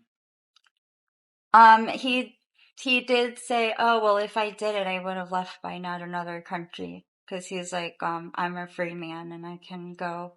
And I go travel all the time and they're watching where I go and they don't do anything. And so he says, no, I didn't do it, so I'm staying here. Because he's like, Sure. he didn't do it. Does he have some bank accounts in other countries or anything? Does he have money in other countries? I don't think so. I mean, not that I've heard of. Did you ever travel with him when he went overseas? We went to Mexico for a wedding and like Vegas and. Did you ever go to the Philippines with him? No. He goes there alone because there's other girls there and stuff that he goes and sees. Yeah. And you know that while you were dating him? Yeah, well, we had lots of fights about her. Well, her name's Alyssa, but she lives in Philippines. And you would go see her while you were dating him and so on? Yeah, and I think that's why we also didn't work out because Bree, I don't know if she knows he cheats on her too, but the one he's with now. He's cheating on her now? Yeah. Is there anywhere else besides Philippines that he goes regularly? When you were dating? He goes to Texas. He has some family there. He kind of travels periodically. Like he went to Colorado a few times. What about Colombia? Yeah, he goes to Cartagena sometimes. What's he do down there? Who knows? Like hangs out with people for fun. Hangs out in Colombia for fun. Yeah, he's kind of like a partier, if you don't know already. Yeah. Colombia sex tourism boom lures foreigners seeking underage girls. I wasn't even searching for this. It just popped up when I was looking for information on the Philippines. Yeah. I mean, that's game over. I get it. It's not even that. It's 1 to 4 months. Yeah. It's fight all. I mean, yeah. It is. I said to Darren, obviously, anything I could be of assistance, I'd do in a heartbeat for Jimmy. But if Jimmy wants to go to Colombia next weekend, we'll fucking cancel work and go on Friday and come back on Sunday, go for 2 days. We'll fucking rent a mansion in Cartagena. I said, Darren, we'll put him in a room with 10 of the hottest Colombian hookers and 8 balls of cocaine and let Jimmy go out on his own terms. Yeah. Exactly. Yeah. Just fucking peace. To add context to the clip that we just heard, Charlie and Ryan Fitzpatrick are talking about a friend of theirs who just got the news that he has 1 to 4 months to live. This friend is a husband and a father. And here's Charlie making plans to take a 2-day trip down to Colombia, where he will rent a mansion, fill it with Colombian prostitutes, purchase 8 balls or an ounce of cocaine, and let him go out on his own terms. So the plan is to take a terminally ill married father out of the country, away from his family, in the last months of his life, to go overdose on cocaine surrounded by prostitutes. Right. And then, after he passes away from an overdose outside of the United States, I guess his family will just have to wait while the Colombian authorities do their investigation and provide a release for his body, hopefully. And I guess that'll give the family the time to fill out all the applications and permits required to transfer the body back into the U.S. Plus, arranging for the flight back, for the methods of transportation, and all the requirements that go into that. And after they spent 20 grand on that, and just assuming that they don't have any major hiccups along the way that could prevent his body completely from getting authorized to be returned, then after all that, they'll be able to start planning for his funeral. Call me crazy, but that doesn't really seem like it's on his terms, Charlie. Kind of seems like it's more on yours.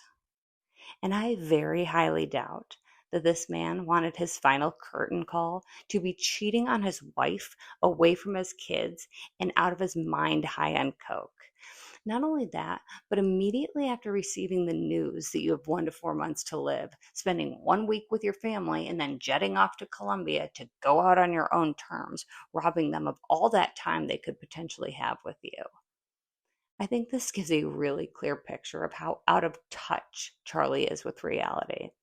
I really do think that in Charlie's mind, he's Tony Soprano, Al Capone, and Scarface. Gonna call me Scarface! Goldberg's mean boyfriend from Sister Act. I was good to you. We had a great thing. You sang in the hotel. Come on. Badly. He did scare me one time now that I think back in a text. He was coming back from Thailand or something, and I had to pick up his car at his friend's body shop to get done. And oh no, my car was there, so I had his Mercedes, and I had to drive the Mercedes to pick up my car. And I had it planned where I'd bring both cars back to the house, but I found out he was with that girl in Philippines, so I got mad and said, "I'm leaving your car at the shop. You can get it when you come back." And he like went ballistic, and he said something. He's like, "I'm warning you. You don't know what's coming to you," or something, like threatening me. And he scared me because he's like you mess with, you're gonna regret it, or something, like saying like scary things to me. He would do that a lot. I think he was kind of like, I guess you can call it schizo sometimes. Like he would be lovey-dovey 1 second, like X's and O's, and then the next he would be totally different person, like yelling, mad at you, screaming, like, and then go back to like being fine, like flip. Just flip that switch for nothing. Yeah, I mean, I still have conversations from him probably, but I'd have to dig through. But yeah, but the text said like he would say, like when he would get mad, he would just say like to watch out or something, or just like things like that, which I thought was really scary. Was all this after the kind of came public, or was he always been like that? No, it was all after. During the beginning, he was like an angel. And then, right when the media thing came up, a lot of things changed. Hey. Hey. So sorry about that. I had like 10 calls I needed to fucking return from work. I hadn't stopped all day. Are you coming over? But I don't know when. Why? What's going on? Nothing. What are you gonna do?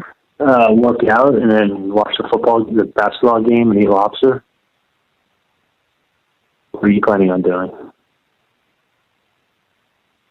I'm not gonna go to the store, I guess, tonight. Dude, you're being really weird.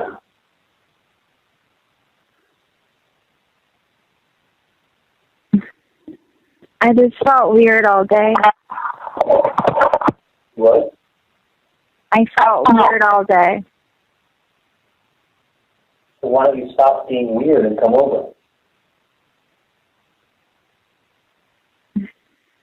What's wrong, Jim?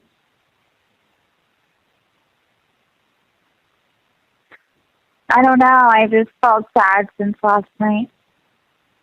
Well, you're acting a little fucking crazy. That I get. You're making me not want to be with you. That I get. Well, let me find out my own thing. Don't worry about it. I mean, I don't have to get my hair done, but I just feel like I haven't had time for myself because I'm with you all weekend, and then Saturday, like, your parents came, and I know you apologized. No, they came Saturday, and I couldn't make my phone calls to the bank because Clint came, and then I couldn't work out. I had a rush. So I'm saying, take some clothes, come over, work out, and then we're good. And then Sunday, I couldn't even call my mom or sister because your mom came and sister. You couldn't call your parents because my parents were here? Well, I mean, like, You when I couldn't was call? trying to That's make, bullshit. like, I saw that message, and That's crazy.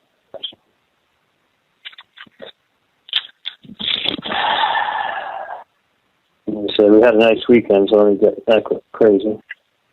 what? So it makes me feel like a little guilty when, like, I sacrifice a lot of stuff, and then I feel like you're not putting the same thing in for me. June.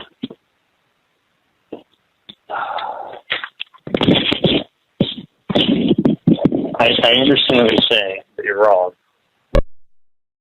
You're being crazy.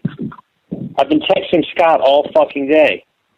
I talked to 5 or 6 people on WhatsApp nonstop, my sister being one of them. You want me not to respond on WhatsApp because she texted me? No, but I mean, I'm sure you woke up and wrote her back something. No, but June. All right, listen, June.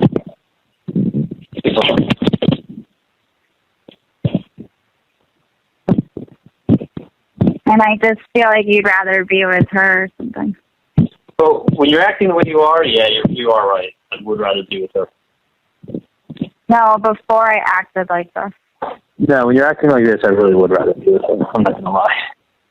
Because you're constantly giving me a hard time about things that don't even exist that are, like, in your head. So, how does that not exist? I saw it. Dude, she texted me. I texted her back, okay? I'm not going to not respond. I'm not, like, hanging out with her. I'm not planning on hanging out with her. I am with you for now. So. Why are you going to not respond then? June, guess what? Please don't aggravate me. I mean, like, not accomplish anything. Well, you're basically telling me it's okay to still talk to her. Dude, as a friend, yes. As, like, someone who's flirting, no. You guys aren't friends, though. I knew her before we hooked up. I was friends with her before I met you. I need to be rude to anyone I've ever spoken to. I was friends with her. You don't have to be rude, but, like, you slept with her while you're with me. Well, you told me before I left on the trip, you can sleep with whoever you want because it's not like we're together. So that didn't count then for you? Well, did you say that to me? I probably did, but that's not the only And when thing I said I love you at the airport, what did you say? Okay, have a good trip. I'm like, but you planned that in advance. No, I actually didn't know that she. First of all, the trip had been in the works since the last trip, and okay. No, because you asked me what's wrong, and I'm going to tell you. Okay, I'll tell you what's wrong. You're aggravating me. You act like I make stuff up in my head. Like I'm not. It's not okay to be upset that you slept with her. Like during. And you're telling me you couldn't call your mother on Mother's Day because my family was here. That's just stupid. I If spoke you're to stupid them or you're just lying. saying, like I like occupy my time with you a lot, and then you Dude, my don't even family was do so- one thing for me. What would you like me to do? It's to freaking tell her you have a girlfriend. Okay, I will. And like you've told me you are, and you'd never do it. I will. Should I? Next week. June. I have enough going on right now. What was Friday? Like, what are you referencing? Oh, Friday when you wanted to be stupid and tell me that you dated a guy for 6 weeks and he was such a good guy and you slept with a friend of his like the first night you met him when you didn't owe him shit, and you were making me feel like you missed out on a great opportunity to be with some other guy. Like, that's nice. And then when we go to Bimini Boatyard and you're like, we were having a great time except you're upset about something. Like, stop. Bimini? Yeah. Last time we were there, you bitched the entire way home on a boat. I just told you Friday because, like, I tell you almost everything, and you've been my best friend almost because I see you every day. I didn't want you to take it like that. I don't live on social media. You do. I don't really. I go on fucking WhatsApp to text Scott, and he's telling me how great his life is, and I got you sitting here complaining nonstop. What do you think I think while I'm talking to him?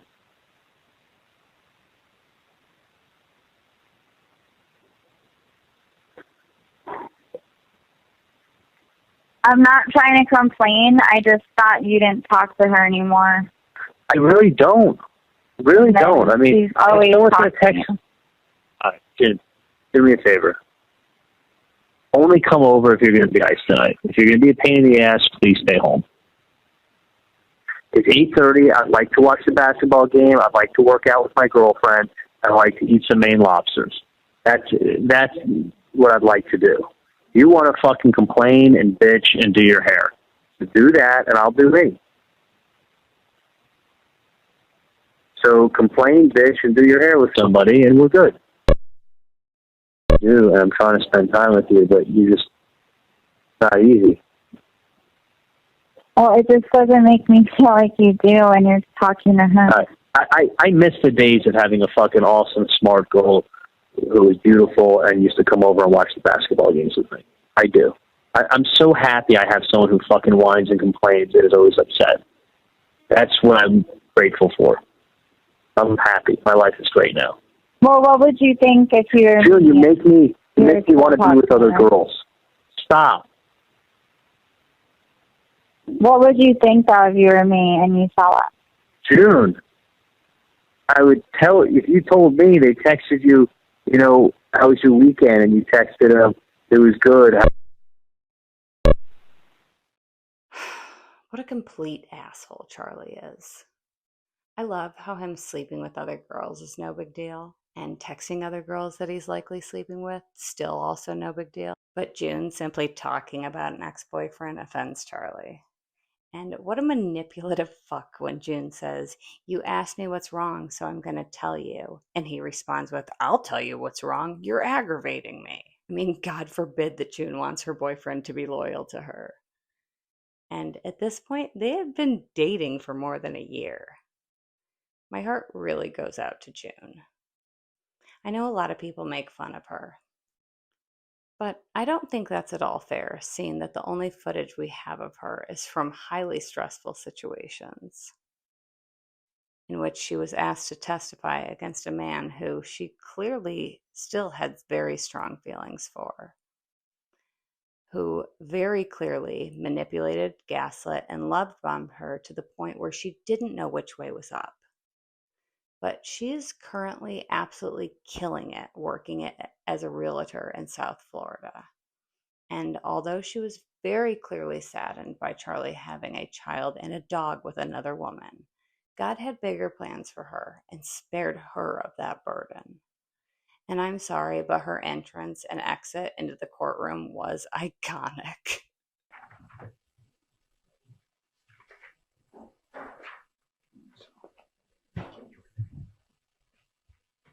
Right up here, ma'am.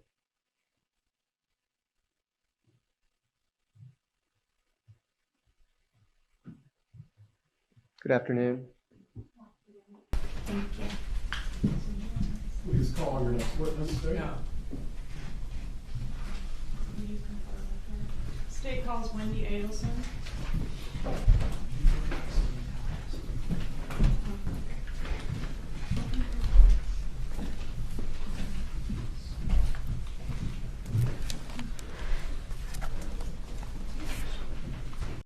Coming in with the most enormous bag like Gia Gunn.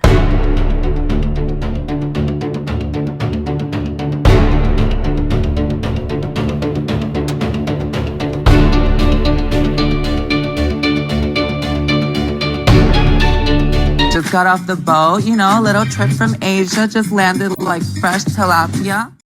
Tell me I'm wrong, though.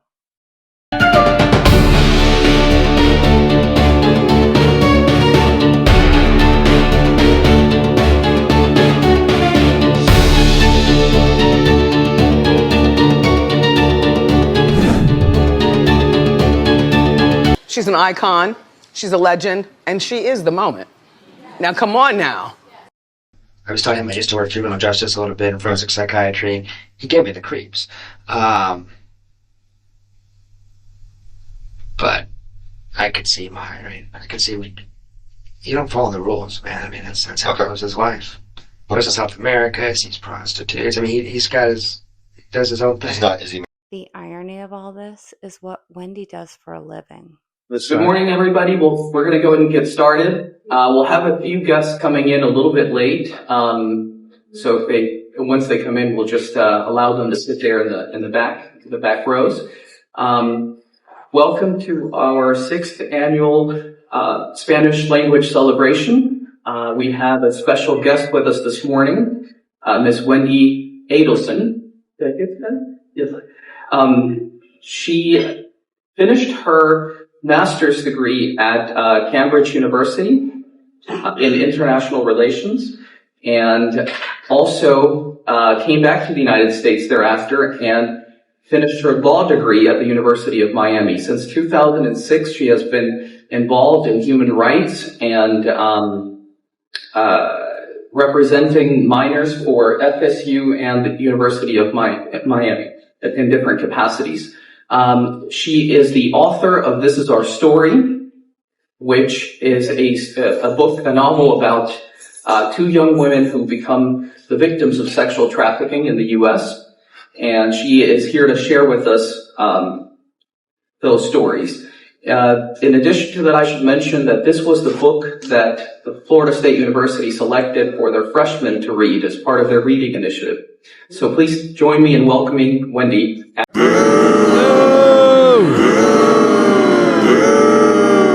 I'm so happy to be here. And guys, it's me, Wendi, in the only dress I own. I put on my little jacket and I make a lot of racket. In the only dress I own. I've been speaking about human trafficking for about the last 10 years now. And usually, about 10 years ago, I would ask an audience, okay, who's heard of human trafficking? And I wouldn't see a single hand. I've seen that change, so I'd like to ask all of you, who here has heard about human trafficking? Raise your hand. Makes me so happy. That's excellent. So let's begin. I've had a chance to do a lot of really interesting things over the last many years. And something I'm really proud about is writing the novel that Dr. Alvarado mentioned. The novel was inspired by the work that I've done over the last decade or so, representing victims of human trafficking, but also advocating for immigrants in different contexts. So refugees, asylum seekers, children who are fleeing abuse. I went to law school specifically with the plan in mind to become an advocate for immigrants and refugees, because it was work that I saw as providing a voice for voiceless sectors of society. So writing this book for me was a continuation of that effort. I worked with so many people whose stories had just never been told, and it was what I wanted to do to make sure that people knew about my clients and knew about their struggles and knew about their vulnerabilities and knew about why this happened.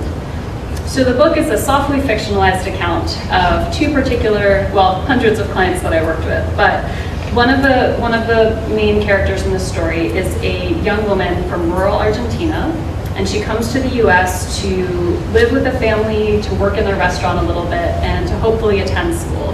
That's her dream. She wants to learn English, she wants to go to school, and she wants to really make something of herself. And the second is a woman in her late teens who feels very sure she knows everything about the world, and she wants to come to the US and become a movie star.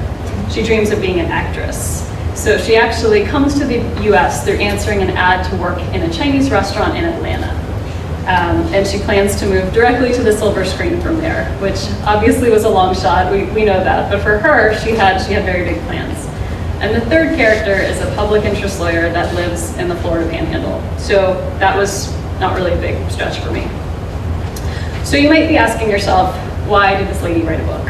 Does she have anything better to do? Yes, I do. But I would tell you I decided to write a book for a few compelling reasons. The first is about human trafficking. So human trafficking is a signature issue in human rights for the 21st century, as you know, because all of you know about it already. It unites people on both sides of the political aisle. As much as there's vitriol in the immigration debate, you can find Democrats and Republicans find this one area that they can both agree on, that human trafficking is wrong, and it's an area of mutual compassion. So we're talking about force, fraud, or coercion when we're talking about trafficking. As Dr. Alvarado mentioned, a lot of the work that I've done over the years has focused on child advocacy, or the intersections between immigration law and child advocacy. And so I've worked with a lot of children who have been abused, abandoned, neglected, or child victims of human trafficking. And so one issue with child trafficking that I've spent a lot of time on has to do with the actual definition of human trafficking. So the federal definition of human trafficking says any person under the age of 18 who's induced to perform a commercial sex act is a victim of trafficking. So I thought I would give you a few examples of cases that I've worked on, and they're cases that are happening in South Florida alone. And I hate to say it, but these are just a few selected cases of the many cases that are currently happening in South Florida. But I chose them because I know the people involved, and because I was proud to have the chance to work on them, and also because they're pretty illustrative of some of the situations that arise with trafficking, and they'll give us good fodder for things to talk about after. So the first is the Cadena case. This family, the Cadena Sosa family, it was a case of commercial sex trafficking, and it was a family of traffickers from Veracruz, Mexico. And the very interesting thing about this case was that the head trafficker was the matriarch of this family, and she was a 75-year-old grandmother from Veracruz, Mexico, and she had enlisted her sons, her daughters-in-law, everyone in the family. This was a pure family business doing this commercial sex trafficking. But she was the mastermind behind the entire operation. So basically, the Cadena Sosa family would go back to the city that they were from, to Veracruz, Mexico, and they would have the women from that family go back.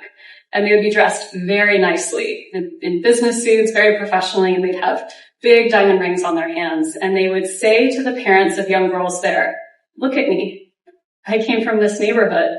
We are doing so well. We have this restaurant in Miami. It's very successful. And I used to be just like your daughter. I didn't have anything. And now look at us. We're so successful. We could do this for your daughter too." And they would lay a few pesos on the table and they would say, "This is nothing to me." They come in and they say, "We need $333,000. You need to pay $333,000. You need to pay $333,000. Why not $1 million?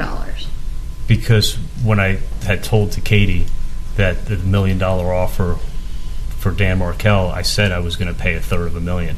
And when she asked me, "Do you have that much money?" And I said, "Yeah, I could pay it in cash." This is nothing to me. This is just a down payment into what your daughter is going to bring home. She'll live with us. We will take good care of her like she's our own. She'll go to school. Everything will be great. And then she'll send money home to you and you'll be able to have a better life for her and a better life for you.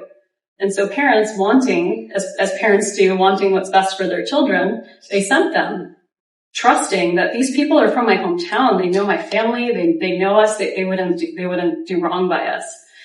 And I'm sorry I get a little choked up because it's just, as a parent, you can't believe that other people would treat your children this way.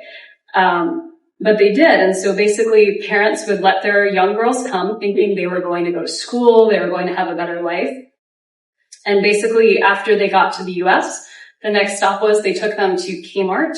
Were you able to provide an alibi that eliminated you as a suspect from committing this murder. Yeah, pretty solid one. They had me on videotape at a Kmart in Tennessee a couple hours after the murder, using my credit card with my cell phone showing me there. So it was pretty good alibi. I'd now like to open it up to anyone who has questions, and you will not be publicly shamed if I covered something that happened while you weren't here. So thank you for listening, and I'd love to answer any questions that you have.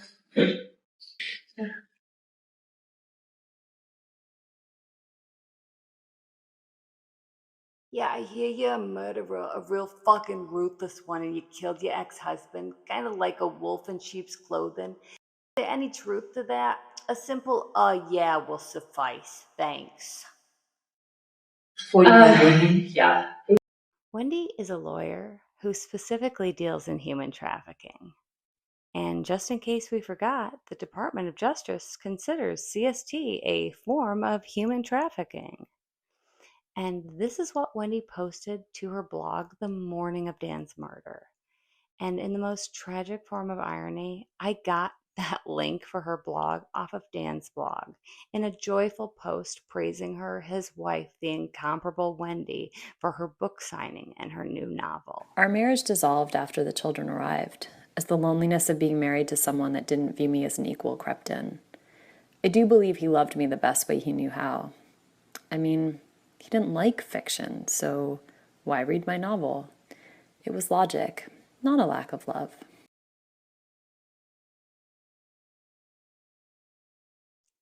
The post reads, 1 in 4 victims are children, and then lists the most prevalent countries of those victims. She wants to be seen as this moral, ethical person. She's a friggin' humanitarian on the web, right? I mean, human trafficking and social work. And all what now? She's like a humanitarian if you look her up on the web. You know, she wants to be seen as this ethical, loyal person. Okay. Charlie's sexual deviance spans much more than solo overseas trips. He himself speaks about his affinity for young girls.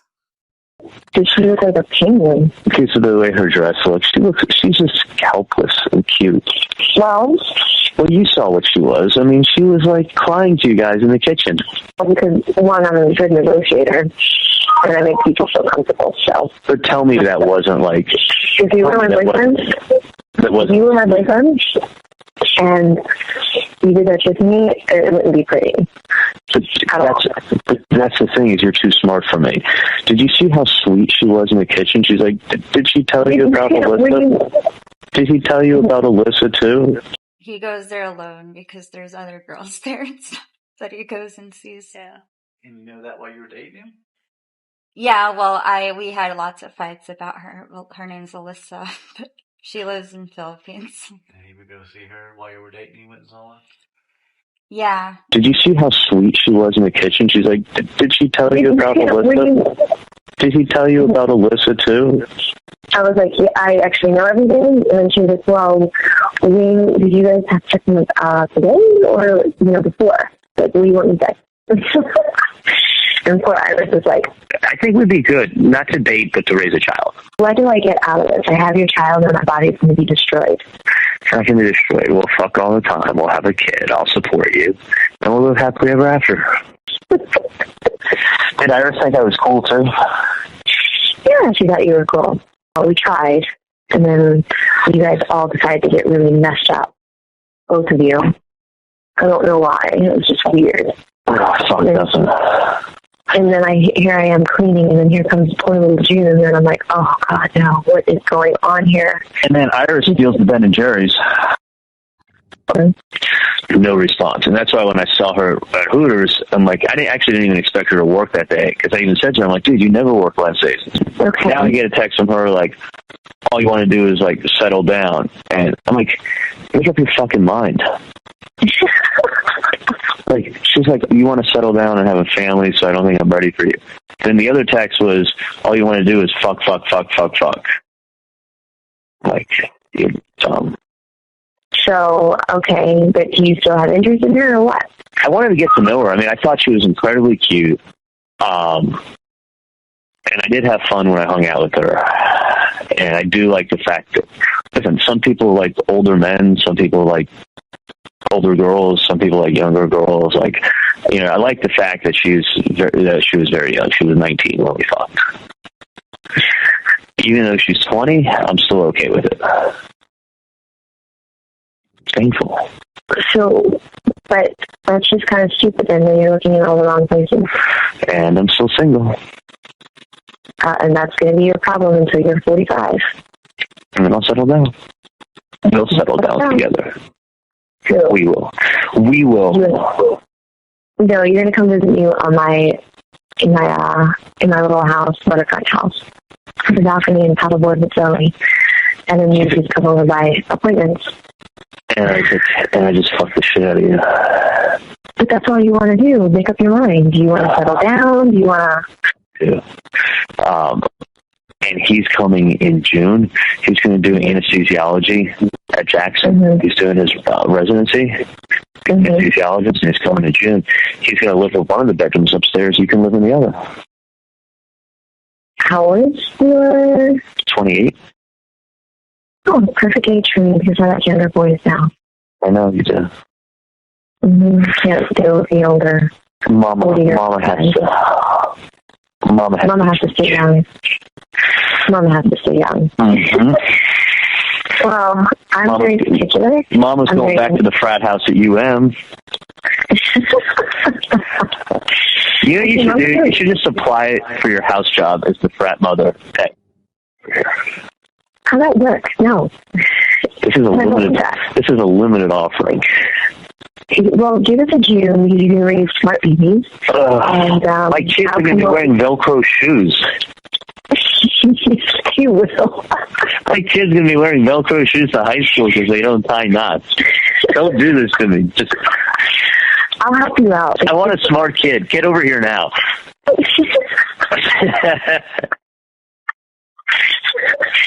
Why can't I tell your mom this conversation? She would die. But, you got a lot of distractions going on with June and Kat and stuff, but I'd be more than happy to help you to redeem the Kat back or go in there and tell her, shake the shit out of her and tell her that you're the man that you want to get to know. And then we can go to a sorority house and then we can recruit some girls there too if you want. That would be fun. Tell them that I'm your roommate for real. And we'll just be old people chasing down, little kids. Like her. When are you moving in? You can live in my house for free with Zoe. We're going to have a lot of fun. We're going to have pool parties. We're going to have go-karts. You could drive the cars. You could take my boat. You could put your fucking paddleboard in my backyard. Rent-free, nigga. Want to be impregnated. You're just going to walk downstairs and you're going to be like, okay, Big Daddy. Have you ever done that? No. See, I've just found something you haven't done and I haven't done. Can't you try it on your little girls? Do it, hey. Just do it to June, and then she'll give you buy me a Louis after you did that, and then she's going to trap you and give you little babies. I got her a Louis. Are you on the pill? Iris, June, Kat, Zoe, Alyssa, and the girl who he's on the phone with currently are all the people that Charlie is simultaneously having sex with. In the beginning of the conversation, they're talking about Iris, who had just turned 20 years old and who Charlie refers to as cute and helpless. He thinks it's adorable that she was crying in the kitchen after finding out that he was having sex with Alyssa from the Philippines as well. And then she asked the girl who he's on the phone with if they had sex today, which from the way she responded to Charlie, they definitely had. Saying, "What do you want me to tell you?" and then cackling seems like an affirmative response. And just so we're all on the same page, Charlie has a 19-year-old, whoever he's talking to on the phone, and his girlfriend all over at his house at the same time. Then, after he and the 19-year-old decide to get messed up, poor little June comes into the kitchen from the sound of things upset. Rightfully so. And the girl on the phone even says to Charlie, if you were my boyfriend and pulled that shit on me, things would not be pretty. His response to her being that she's too smart for him. As if June is too dumb to have feelings, because she definitely knows what's going on. Charlie is just such an egomaniac that he thinks that he can gaslight June more effectively. He also clearly gets a huge boost from putting all these girls in each other's orbit to watch them compete over him. He obviously thinks that he's such a catch due to his wealth and his stupid Ferrari. And to me, it's pretty clear why he targets these young girls who lack the self-esteem, life experiences, and fully developed brain matter that would give them the power to see right through his shit.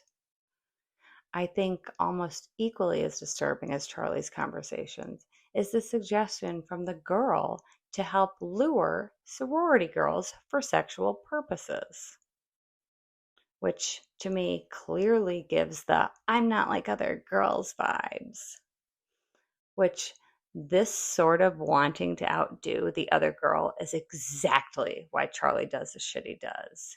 He is such a fucking pig. Okay. What happened last night with the Colombian? I don't know. She's coming over tonight. She's coming over. I ended up getting back on the boat too late, but she's going to come over like 7 o'clock at night. Dude, literally, Darren, I fucked the shit out of this girl, and like 5 minutes later, she's like 3 minutes later, she's like, okay. I'm like, she's like, come on, let's do it again. I'm like, what? Like, I'm fucking drunk and high, and she, like 3 minutes later, she wants to be fucked again. I'm like, no, it doesn't work like that. Poppy Chula goes to sleep now. like 3 minutes later, there, she was trying to fucking kill me. She's 19. 3 minutes though. Like, I'm like, fuck you. Didn't make her come. Dude, she is a fucking animal. Like, literally. And you know what the thing is? She just picked herself up and left. And I hear the door close. I go running out of the bedroom. I'm like, where are you going? She's like, you fell asleep. I'm like, no hug goodbye, no like. She's not your girlfriend. She's coming over to get fucked. She just comes. It's just a 19-year-old that comes over and gets fucked and leaves. Nice. It's horrible. What happened with? So I'm like, June, I feel so bad. Her mom is younger than I am, which is true. Her mom's 37. I'm like, June, what do you want? I'm like, we're not married. I saw the mom at the consult. Mom wasn't bad, but this girl's gonna. I mean, she runs. She was on cross country, but her legs are not that skinny. I mean, she'll be a big girl after she pops out a kid. She's not. She doesn't have an Asian gene, you know. Some of these Latin girls, man, they become 3 feet wide. Yep. I don't know how it happens, but like it does every fucking time. So I mean, I'll fuck her a few more times, but. We made fucking those agave margaritas on the boat, and spoke to Jordan, drove out to Shooters, got drunk at Shooters, came back, spoke to Jordan on the way back. So here's another 19-year-old that Charlie has found to exploit. First of all, even though this is another absolutely abhorrent conversation, I personally find it absolutely hilarious, the lack of self-awareness that Charlie has. So I don't know who needs to hear this, but if 3 minutes after you finish, your girl wants to go again, and you think it's because she's an animal, and because you make her come, you are sorely mistaken. Because if you did, she would be like this.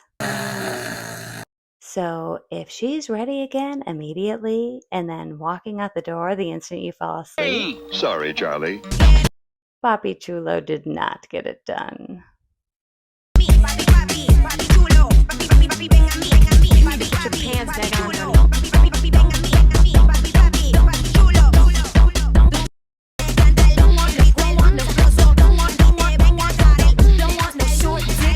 Drunk and high, and she, like 3 minutes later, she wants to be fucked again. I'm like, no, it doesn't work like that. Poppy Chula goes to sleep now.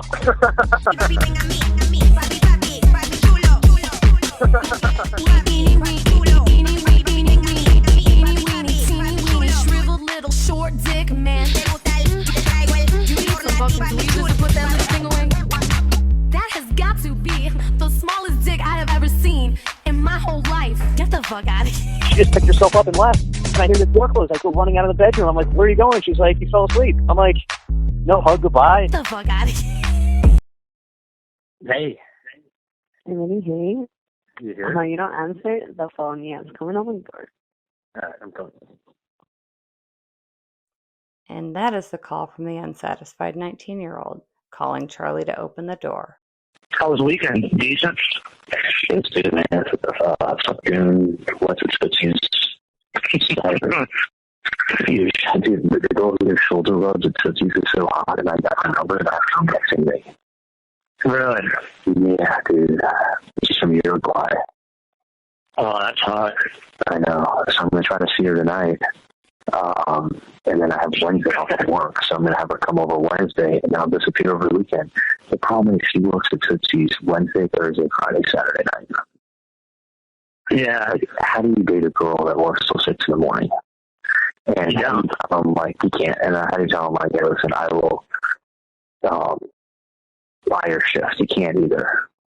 No, you can't do that either. You know, like, what am I going to give her? I mean, she probably makes $700 a night rubbing shoulders. So immediately after spending time with his sweet girlfriend June, Charlie is off to the strip club to pick up strippers. Because of course he is.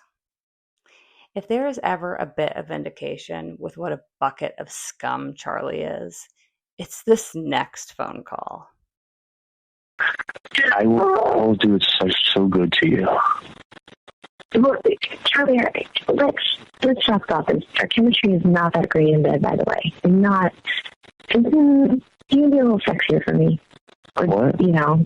Yeah, because you're like kind of like aggressive type of, I don't know, like you just put it in and just kind of go to town and talk about yourself. And I mean, I guess it's for you, but I like it a little bit more like tying and passion and that kind of stuff. Oh, I'll handcuff you next time. Come on. No, we don't have to. You can. When I tell you how much I cackled listening to this is probably the first woman in the history of Charlie's sex life who has ever given him any feedback. Again, probably another reason why he prefers to date young girls. Charlie thrives off of domination. Not in a kink sense, in a power sense, in a control sense. Charlie likes to be the one holding all the cards. He's a know-it-all who actually knows nothing. So he chooses girls specifically based on either their inexperience or their intellect. He has to be the one to carry the conversation. He wants to be the one who wins. He wants to be the puppet master. He wants to be the fucking maestro. If he picks a girl who is the same age or the same social status or of a high IQ, he would get called out immediately for the fraud that he is. Charlie doesn't want competition. He wants domination. He is one of the truest forms of a narcissistic sociopath, a trait that both he and Wendi share very closely. I'll write this down, but just so you know, if you're investigating, I've been shocked how easily Wendi lies to my face. I've been dating 25 years. I'm not an experienced man out there, but her and Charlie both have this sociopathic kind of thing where it doesn't seem to bug them at all. I think we pretty well covered Charlie's sexual depravity, but there's one more conversation I want to listen to. Ask you a small favor. You know what? The sex toys that I had at the house? Yeah. You throw them away so my parents can throw myself. They don't find them. Yeah. I want So, them to be horrified what when do you- they see them. Oh my And God, I think honey. there was stuff in the end table also that we just picked to just throw all that shit out. I will. Like, put I it in will. the garbage bag and throw it out. You I keep got whatever it. you want for yourself and then throw all that shit out. All right. So wait. Why are we throwing all your shit out? Like. No. The sex toys. Like, Okay. But I just hopefully one day, like, my parents are gonna say, my dad was 80 years old. This is gonna fucking kill him. My Babe, parents are wait. gonna listen to this.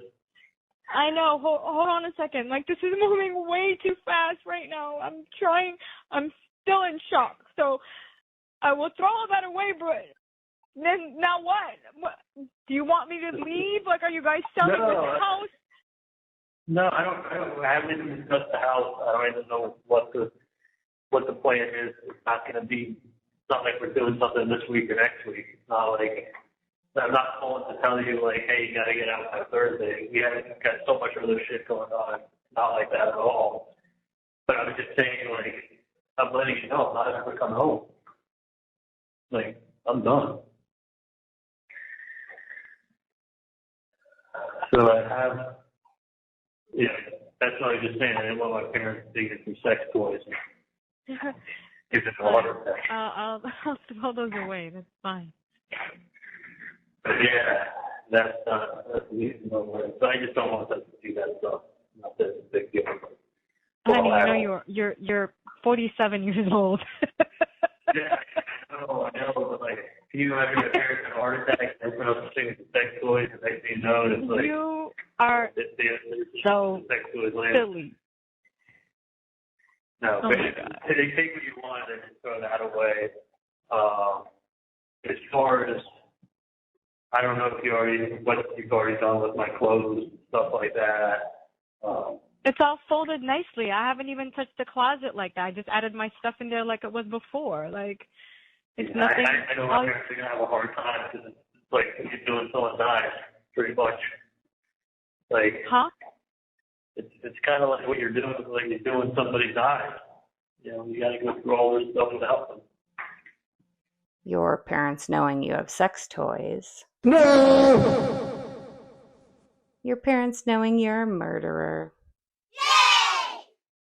So obviously it's gross to have to analyze Charlie and his sex toys, and I don't want to go in too deep.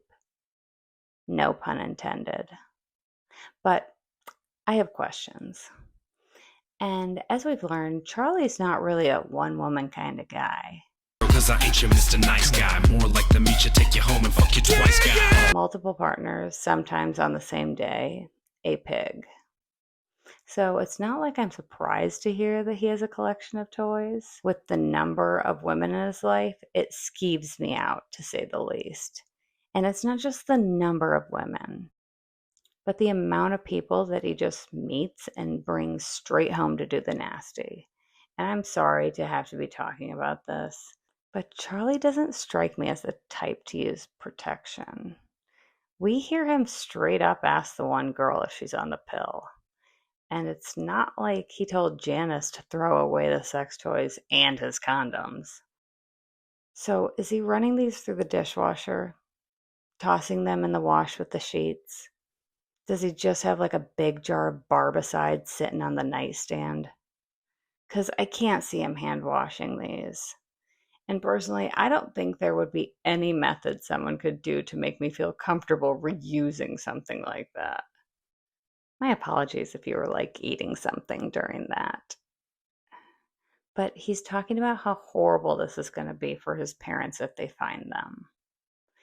Has no issue at all with them knowing he's a murderer or any of the other variation of crimes that he's told them about. But he really draws a line in the sand with them knowing about his weird kinks.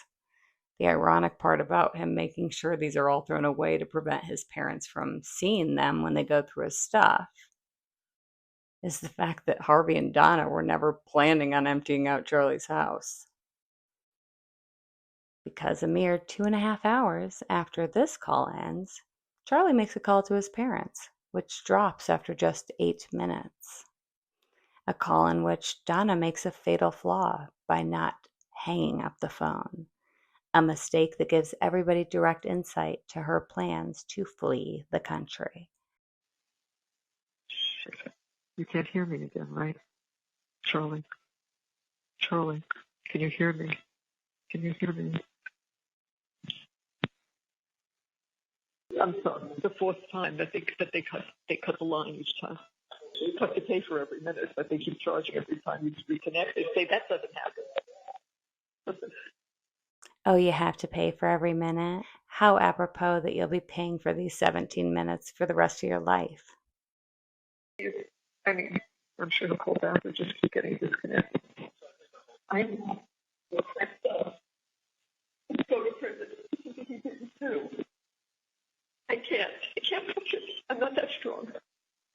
know how he, in a year and a half, his body and everything has slowly started to deteriorate.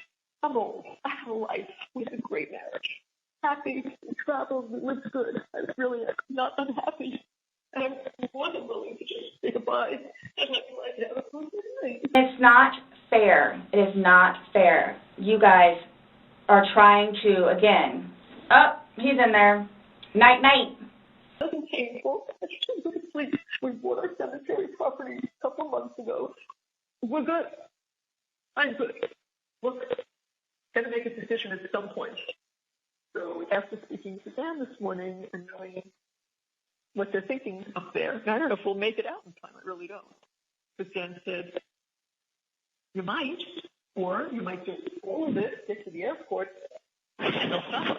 And that could happen. It could happen. I don't know, but it's worth a try. Please let us know if you can be of any help. I have a space here. I want to give her pose. We're going to be gone. I want her to have all this information. I have the cemetery property. I want her to see all that. I want her to have all these papers and the wills. I want her to see all this. So please let us know if you can be of any help. The other thing is the visa, which she would know about. No, I said we need some business assistance. Please let us know. If not, we'll try to find someone who can help us. This needs an immediate reply so I can start asking other people to help. And then she always gets nervous if we want to talk to her. So I wrote, don't get nervous. Again, nothing, capital letters, nothing about the case. Just would like to show you some business stuff and personal things. If you can't do it, we must find someone who can. I hope you understand that it has nothing to do with the case. There is no more case. We have to get them downloaded. And the other thing I don't understand, how my daughter could help me with this, we've been looking it up over and over because things change if there is extradition from Vietnam. Because we've looked at all the places. I mean, I could go to Korea and China, but there's no extradition. But we're looking for places where there's no extradition. Really, such a shame that he had Janice throw all those out. He probably could have sold them on eBay for some commissary money. Now, let's address the rumors.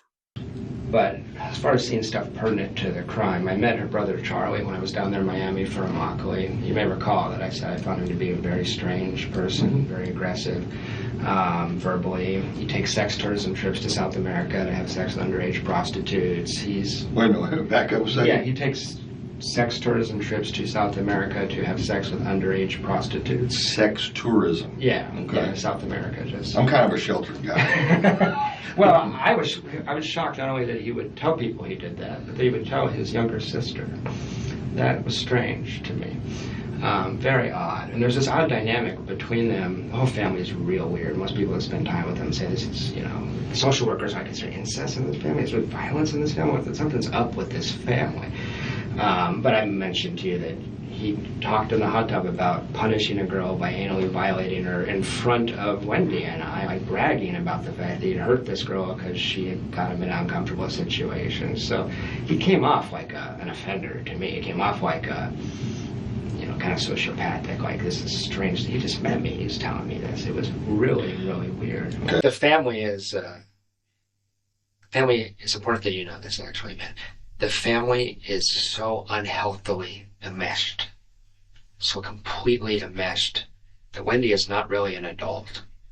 When she drives to South Florida, every single time those two parents drive up here and drive with her down. They don't trust her to drive from Tallahassee to Miami. It's not a normal family. It's not like she's a 35-year-old that has 2 kids and come down and see us. It's complete enmeshment. It's a matter of they didn't infantilized her. She's considered the baby still. She's 35 years old. Charlie protects her. This guy's so inappropriate. We're sitting. Please don't write this down. He's so inappropriate. We're sitting in the hot tub, and he starts talking about sex acts with his girlfriend that he did to punish her for bad behavior in front of his sister. I'm like, and I didn't know what to do. I just met him, protected with my girlfriend. This is just so weird, It's like this guy's. His social radar is way off. His sense of right or wrong, just norms, is just off. He set off my radar. Now, I don't know if he did this. If you're looking at somebody, don't miss him. He's very protective of her. I mean, this Charlie guy's a millionaire by your own admission. So Yes. Well, he is. He's got this budget. He's got a lot to lose. He does. He does. He's also really cocky and arrogant and narcissistic. So, I wish you had him in front of you because I think he'd set off your alarm bells. That doesn't mean he did it, but he's aggressive, he's argumentative, focused on himself completely. He's got 3 girlfriends at a time, which some people do that, I know, but no qualms about it, you know. It's a pretty screwed up family. I was telling him I used to work juvenile justice a little bit in forensic psychiatry. He gave me the creeps. But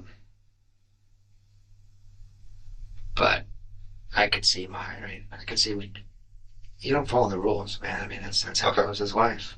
Goes to South America, sees prostitutes. I mean, he does his own thing. Is he married?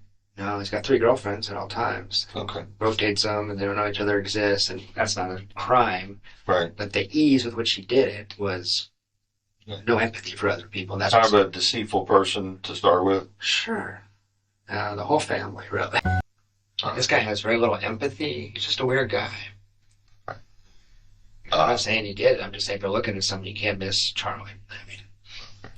So I feel like a lot of people have based their speculation off of Jeff's interview and his viewpoint, which I think is super valid, as his profession as a social worker would give him a really good pulse on things like this.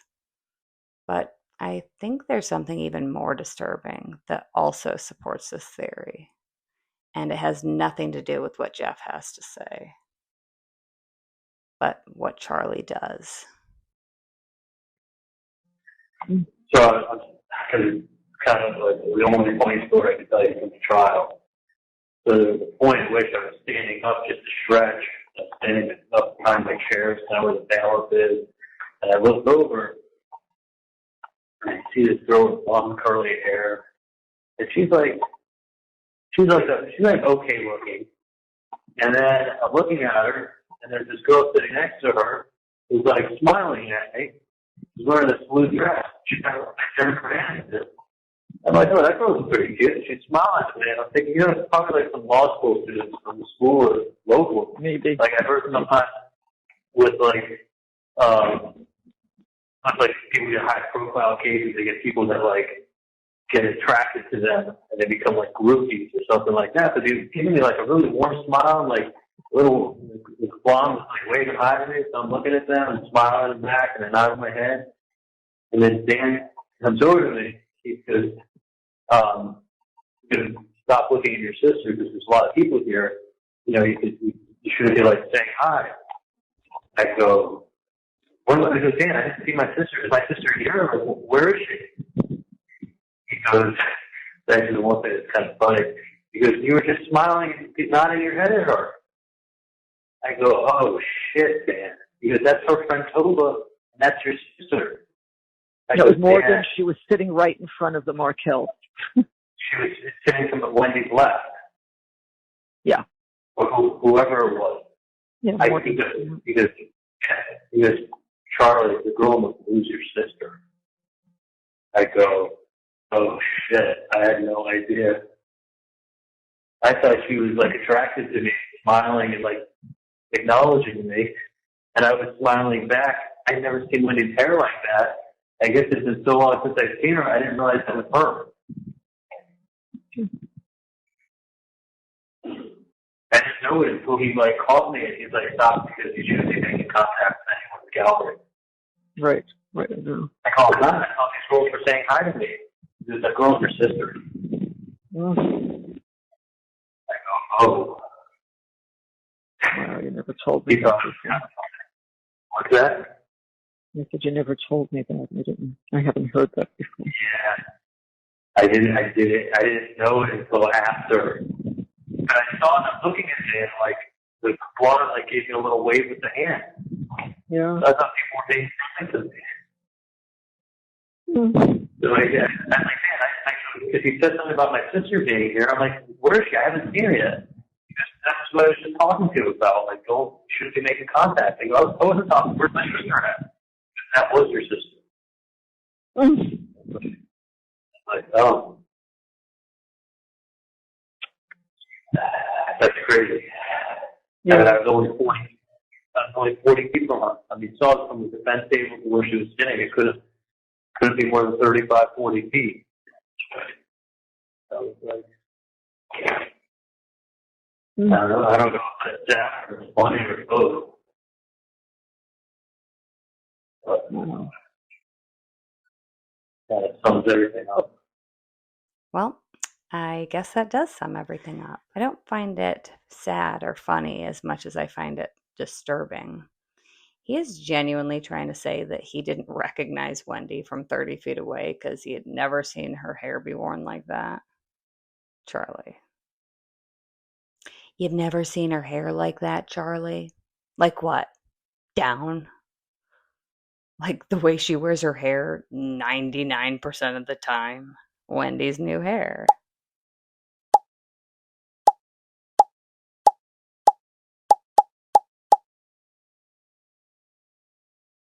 Yeah, actually, I can see what you're saying. She's totally unrecognizable.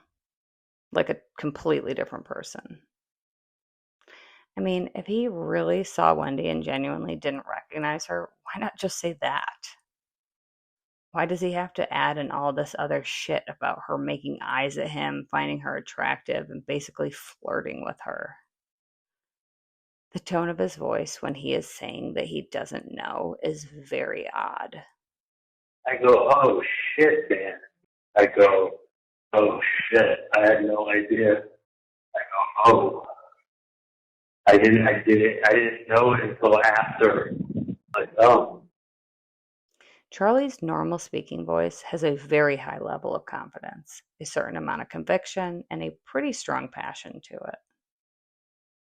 If you compare that with him trying to convince us that he had no idea that was Wendi, it doesn't sound believable at all. He's forcing the words, and you can tell that he doesn't quite know what tone of voice to say those things in to make it sound believable. And listen to how incredibly uncomfortable Donna sounds. Morgan, she was sitting right in front of the Markel. Yeah. Right. I know. Wow, you never told me that. What's that? I said you never told me that. I haven't heard that before. Yeah. Compared to how supportive she always sounds when she replies to anything that Charlie says, the level of discomfort is way off her baseline, which makes me wonder why this hit such a nerve with Donna. And trust me when I say I have listened to every single one of the wiretaps and all of the jail calls. And this is the only time Donna sounds like this. Even in the first post-bump phone call to Charlie, she doesn't sound this uncomfortable.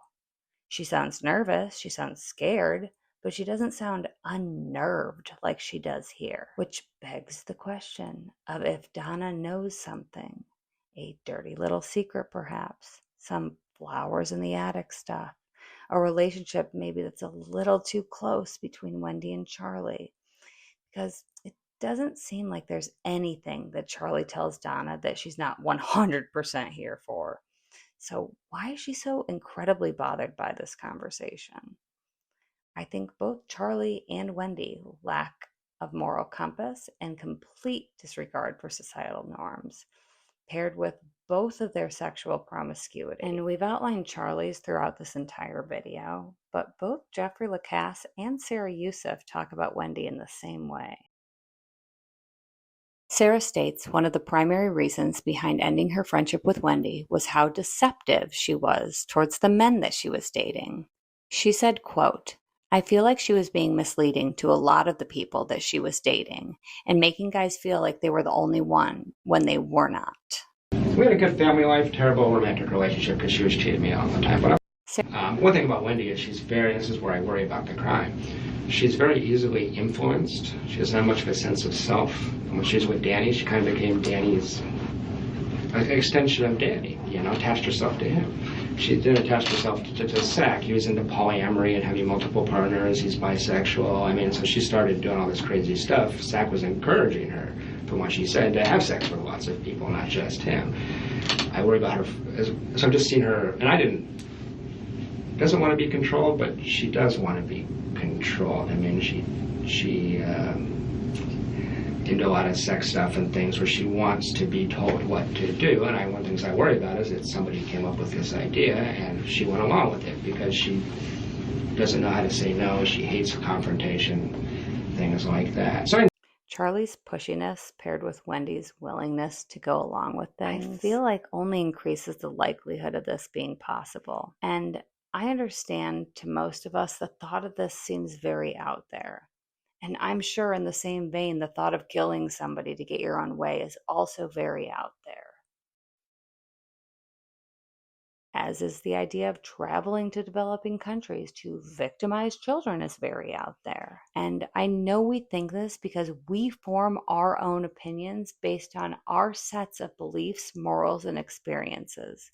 We tend to believe that others could not be capable of something that we ourselves would not be capable of. But we also have to understand we're not dealing with normal people. It's not a normal family.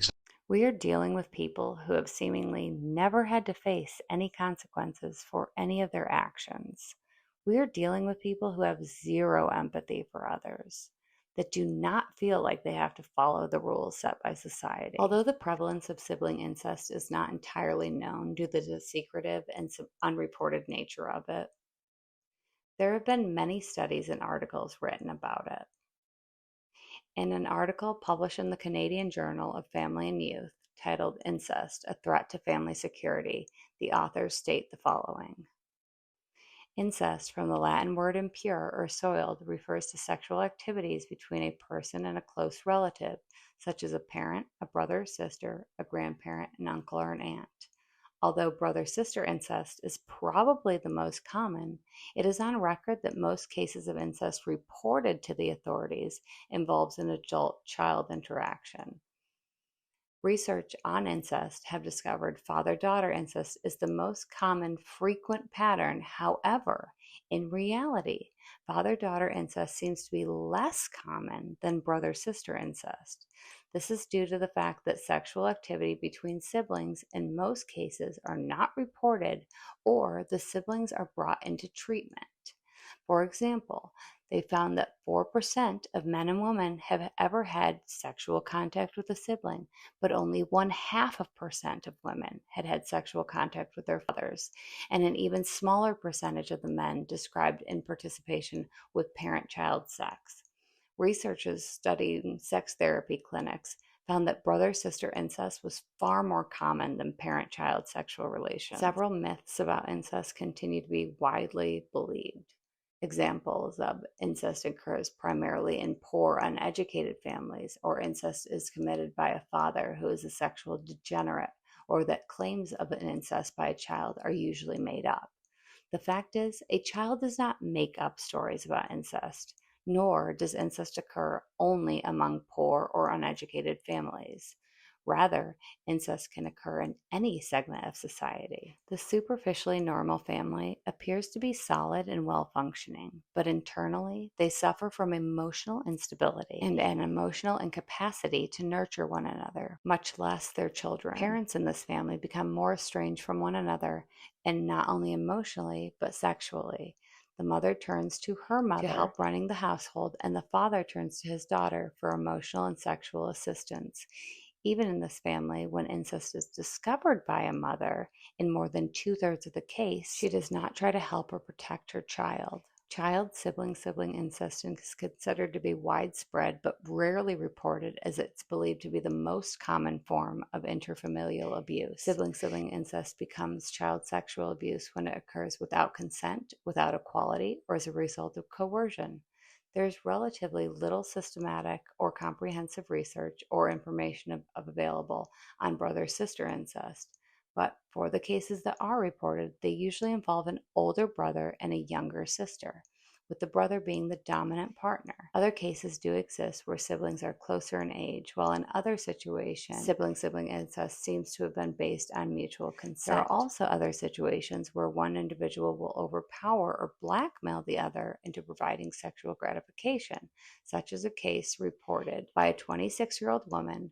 She narrates her experience as follows.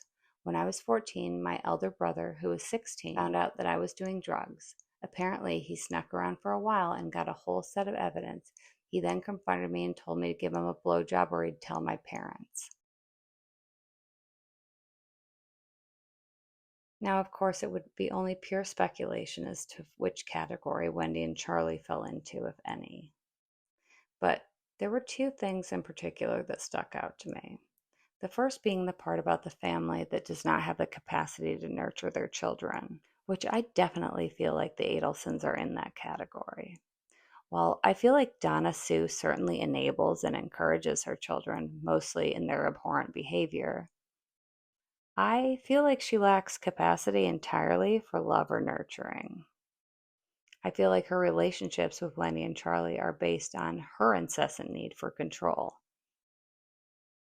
I feel like this is aimed more towards Wendi, evidenced both in her emails about how to deal with Dan as well as her conversations with Charlie about the state of Wendi's love life. I feel like her relationship with Charlie functions as him being the go-between between her and Wendi, as she recruits him for various tasks to steer Wendi in certain directions. I feel Charlie's main function is to do her dirty work, as he strives to make her proud as mommy's little helper. I feel like the lack of love is further evidenced by the exclusion of Rob in the family, as he was called immediately after not following his parents' orders. And I feel like a lot of people do feel like Donna has genuine care for Wendi's boys, as she did essentially raise them after Wendi moved to Miami.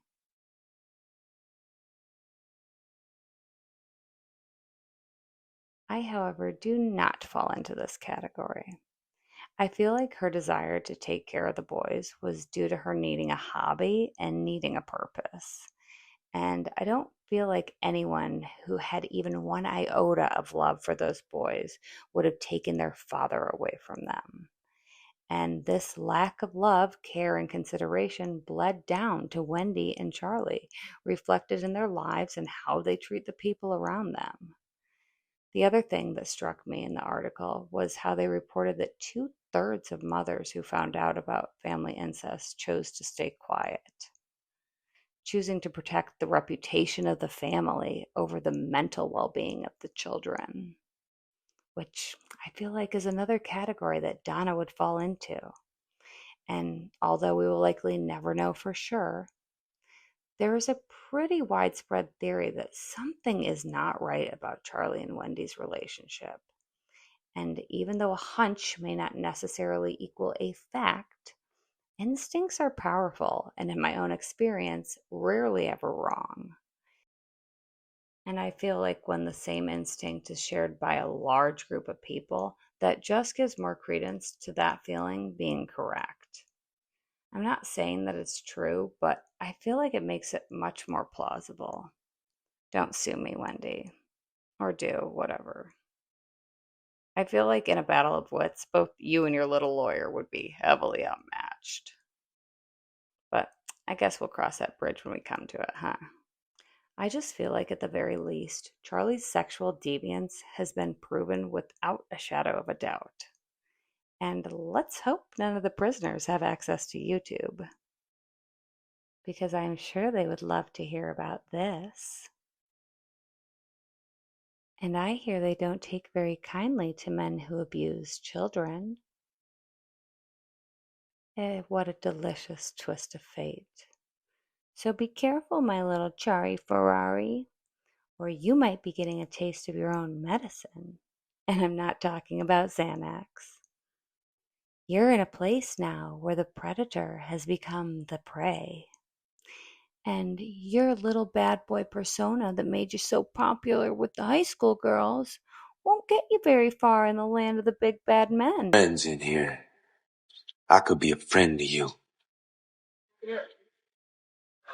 I guess my best advice would be to find yourself a little friend. And it probably wouldn't hurt to. Hold on to your butt. Thanks for watching.